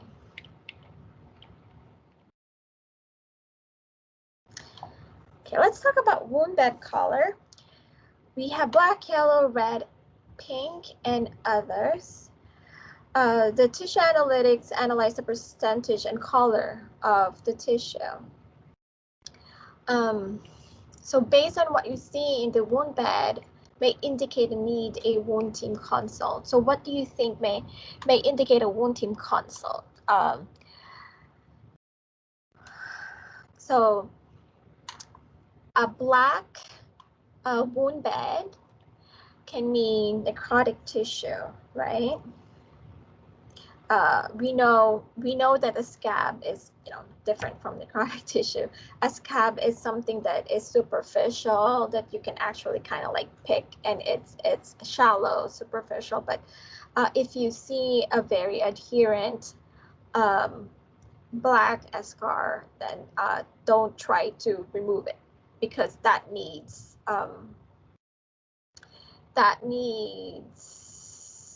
because that is debridement, and we don't have a license to debride a necrotic tissue. All right, so black can mean necrotic tissue. If you can see here, it's very adherent to the wound bed. This is slough, also a non-viable tissue. So that also needs debridement, either sharp or mechanical, autolytic debridement. And this tissues needs to be removed for the wound to heal faster. Red may indicate granulating tissue, and pink may indicate epithelializing tissue or a non-granulating tissue, meaning a non-granulating tissue is, it looks like full thickness. It's supposed to be vascular, but it is stopped. It's stalled. So that would need sometimes a debridement or a wound vac to help the wound to granulate and to close it faster. Wound edges. Poorly defined is when you cannot see a traceable edge, like in our MASD or moisture-associated skin damage like this one, you can see that it is very diffuse. It's on the patient's perineum, buttocks, sacrum, right, or the thighs like this. No edge is a fully resolved wound. You can see probably a scar tissue like this. Well defined is on wounds like a surgical wound or pressure ulcer wounds or pressure injury. Like you can trace the edges of the wound or it's like localized, right? Peri-wound or surrounding skin characteristics. This is the area immediately adjacent to the wound edge and extending as far as the tissue color and consistency changes. We have some examples here denuded when the epithelium is stripping. Hyperkeratosis. It's in diabetic ulcers, diabetic foot ulcers. Hyperkeratotic means it's the thickening of the outer layer of the skin. So that needs debridement too, but it needs, you know, a podiatrist or a clinician that has certification to do this debridement. So advise your patients if they're trying to pick on it to not do that because that can cause, you know, more problems or infection. Maceration is the softening of the skin by excess contact with moisture. Can be from effluent, can be from exudate from the wound itself. Hyperpigmentation is a discoloration of the skin that does not blanch. It may describe scar tissue. If you see a patient with venous problems, arterial problem, or diabetic patients, they can have a very hyperpigmented lower extremities, and we call that hemosiderin staining or hyperpigmentation. Induration is an abnormally firm area or hardening of the tissue caused by consolidation of edema, and this may be a sign of underlying infection. Wound drainage amount. We have none, scant, minimal, moderate, heavy, and copious. Sorry, I don't think I have a lot of time and I want to give time for questions. So if you want my slides to be sent to you, please put your name on the chat and I will send a PDF slide of this webinar. Wound drainage, we have purulent, maybe a sign of infection or infected wound. Sanguineous or bloody, when you have a fresh wound or a traumatic wound, a surgical wound. So you have a bloody red wound drainage, right? Seropurulent, when you have a mixture of serous and pus. Serosang is more from a chronic wound, a pressure injury that you know, have been there for quite a while. And serous is a clear to straw colored watery plasma. Indicators of infection. We have none, increased drainage, increased peri-wound temperature. So just in tissue analytics, check what is applicable, and if there's none, then there's none. Also, when you have a patient that is always running a fever or septic, WBC is going up, try to look at how the patient have wounds, try to look at how the wound is looking. Maybe the infection or the cause of the sepsis is from the wound. And don't forget to sign and lock your assessment. So because tissue analytics is very new and we're all still getting used to it, don't forget to sign and lock, because a wound assessment that is not signed and locked will not be in the medical record. And the next person who takes a photograph and assessment and locks their assessment will lock your assessment from previous if you did not lock it. Okay, so you can see here a non-locked assessment looks like an open there, that one. And if it's locked, it looks like this. Okay, and you cannot see the sign here, what sign assessment, like this one.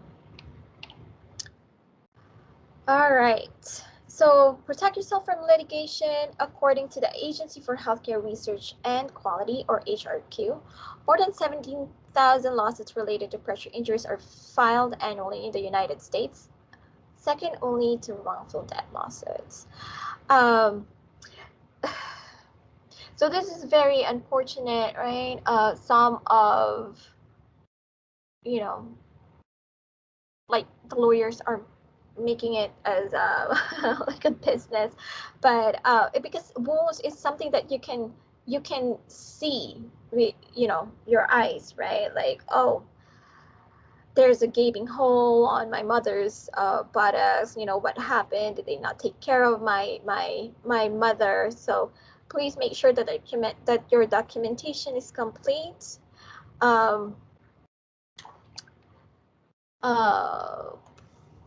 Litigation is also becoming a growth industry for plaintiff attorneys who are seeking high-value settlements based on elder abuse. So this type of cases has no financial cap. Damages can be tens of millions of dollars. So what does no financial cap means? Like, for example, a family sued the hospital, right? Like the hospital cannot say, oh, okay, for that case, we only gave $20,000. No, there's no such thing. There's no financial cap. So if they see our documentation and we cannot provide sufficient documentation, then we can pay like thousands of dollars or tens of millions of dollars. Usually cases settle out of court. Nurses are often included in depositions, and time, of course, it is time consuming and unpleasant experience. I think that's the end of my presentation. It took longer than I thought I would. I'm ready for questions and answers. My name is Patricia Chong and I work in Norris. I have a question regarding the dot, the placement of the dot, because sometimes I get a wound and then I put the dot. Should the dot be facing the head or should it be facing the feet? Because sometimes if it's it says you're supposed to put it on top of the wound, but the measurement, the ruler, if it would be atop of the wound, what does that exactly mean? I think, as long as the ruler is captured and the green dot is captured, it doesn't matter where you put it. I've had issues with it where it doesn't really measure correctly. I mean, the wound could be like 3 centimeters by 3 centimeters. And then maybe I didn't put, I took the picture and for some reason it measured like little corner instead. Oh, I see. Did you use the wrench to use the perimeter? So we can use that too to measure the wound more precisely. And I'm going to show you that in a little bit after I open my my power chart. Yes, but as long as I believe that as long as the ruler is there and the green dot is there, that it should measure. But I'm just gonna show you something else that might work. So should the ruler should the ruler be starting at the head or at the feet? Should like number 1 be at the head or at the feet? When you're Because it's capturing the a couple wound? of times. Yes. Say like if it's in the sacral area, or it's this one was actually inside in the inner buttocks. So should it be facing? Should the one start at the head, pointing towards the head, or pointing towards the feet? It doesn't matter as long as the ruler is captured by the tissue analytics. But I will get back to you if I find something else. Because it happened to me twice, and when I took the picture on the phone and I acknowledged it and I let it, download, and I checked in the computer when it actually did download, it wasn't measured appropriately, and then the Oh, patient refused for me to do it again. Yeah. Oh, okay. Yeah, I haven't encountered this question before, but I will ask the people from the tissue analytics from that company, and we'll get back to you because I haven't encountered this question before. And if you measured it manually and it's a different measurement from the device, then that that can be an issue, and we don't want that to Yes, happen. because But I'll get back to you. I couldn't actually see it on the phone itself until it actually downloaded. And the picture was nice and clear. There was no issues regarding any blurriness or any movement. I see. All right. So let me Patricia, show quick you. question. Was the measurement accurate on the desktop? No. When it actually downloaded in the computer, it wasn't. It wasn't. But Next you time, could really see it on the ruler also. are you able to take a picture of what you see, like with your mobile device, and email it to Rhea Payumo? I'll have to find this picture because it was a If while it ago. happens again, take like a little a picture, of course, avoid patient identifiers, and if you can email Rhea Payumo, that will be sufficient to forward to the company so they can review that. That would be great. Yeah. Okay. Yeah. Please. Thank you. Well, thank you for that question, and I will get back to you, Patricia, because of course, we want our wounds to be measured accurately. That's why we have this program. Any more questions?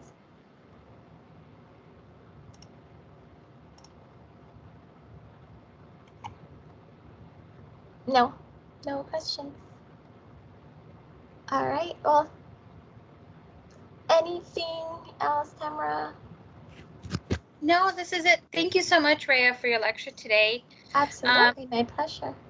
For everyone, we are going to have an evaluation that's going to go through HealthStream.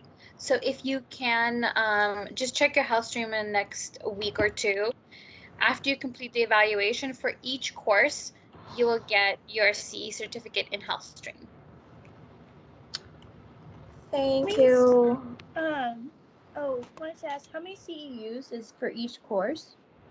Yes, it's for every single hour and a half. So we have our trach talk was 9 to 10, so that would be 1 hour.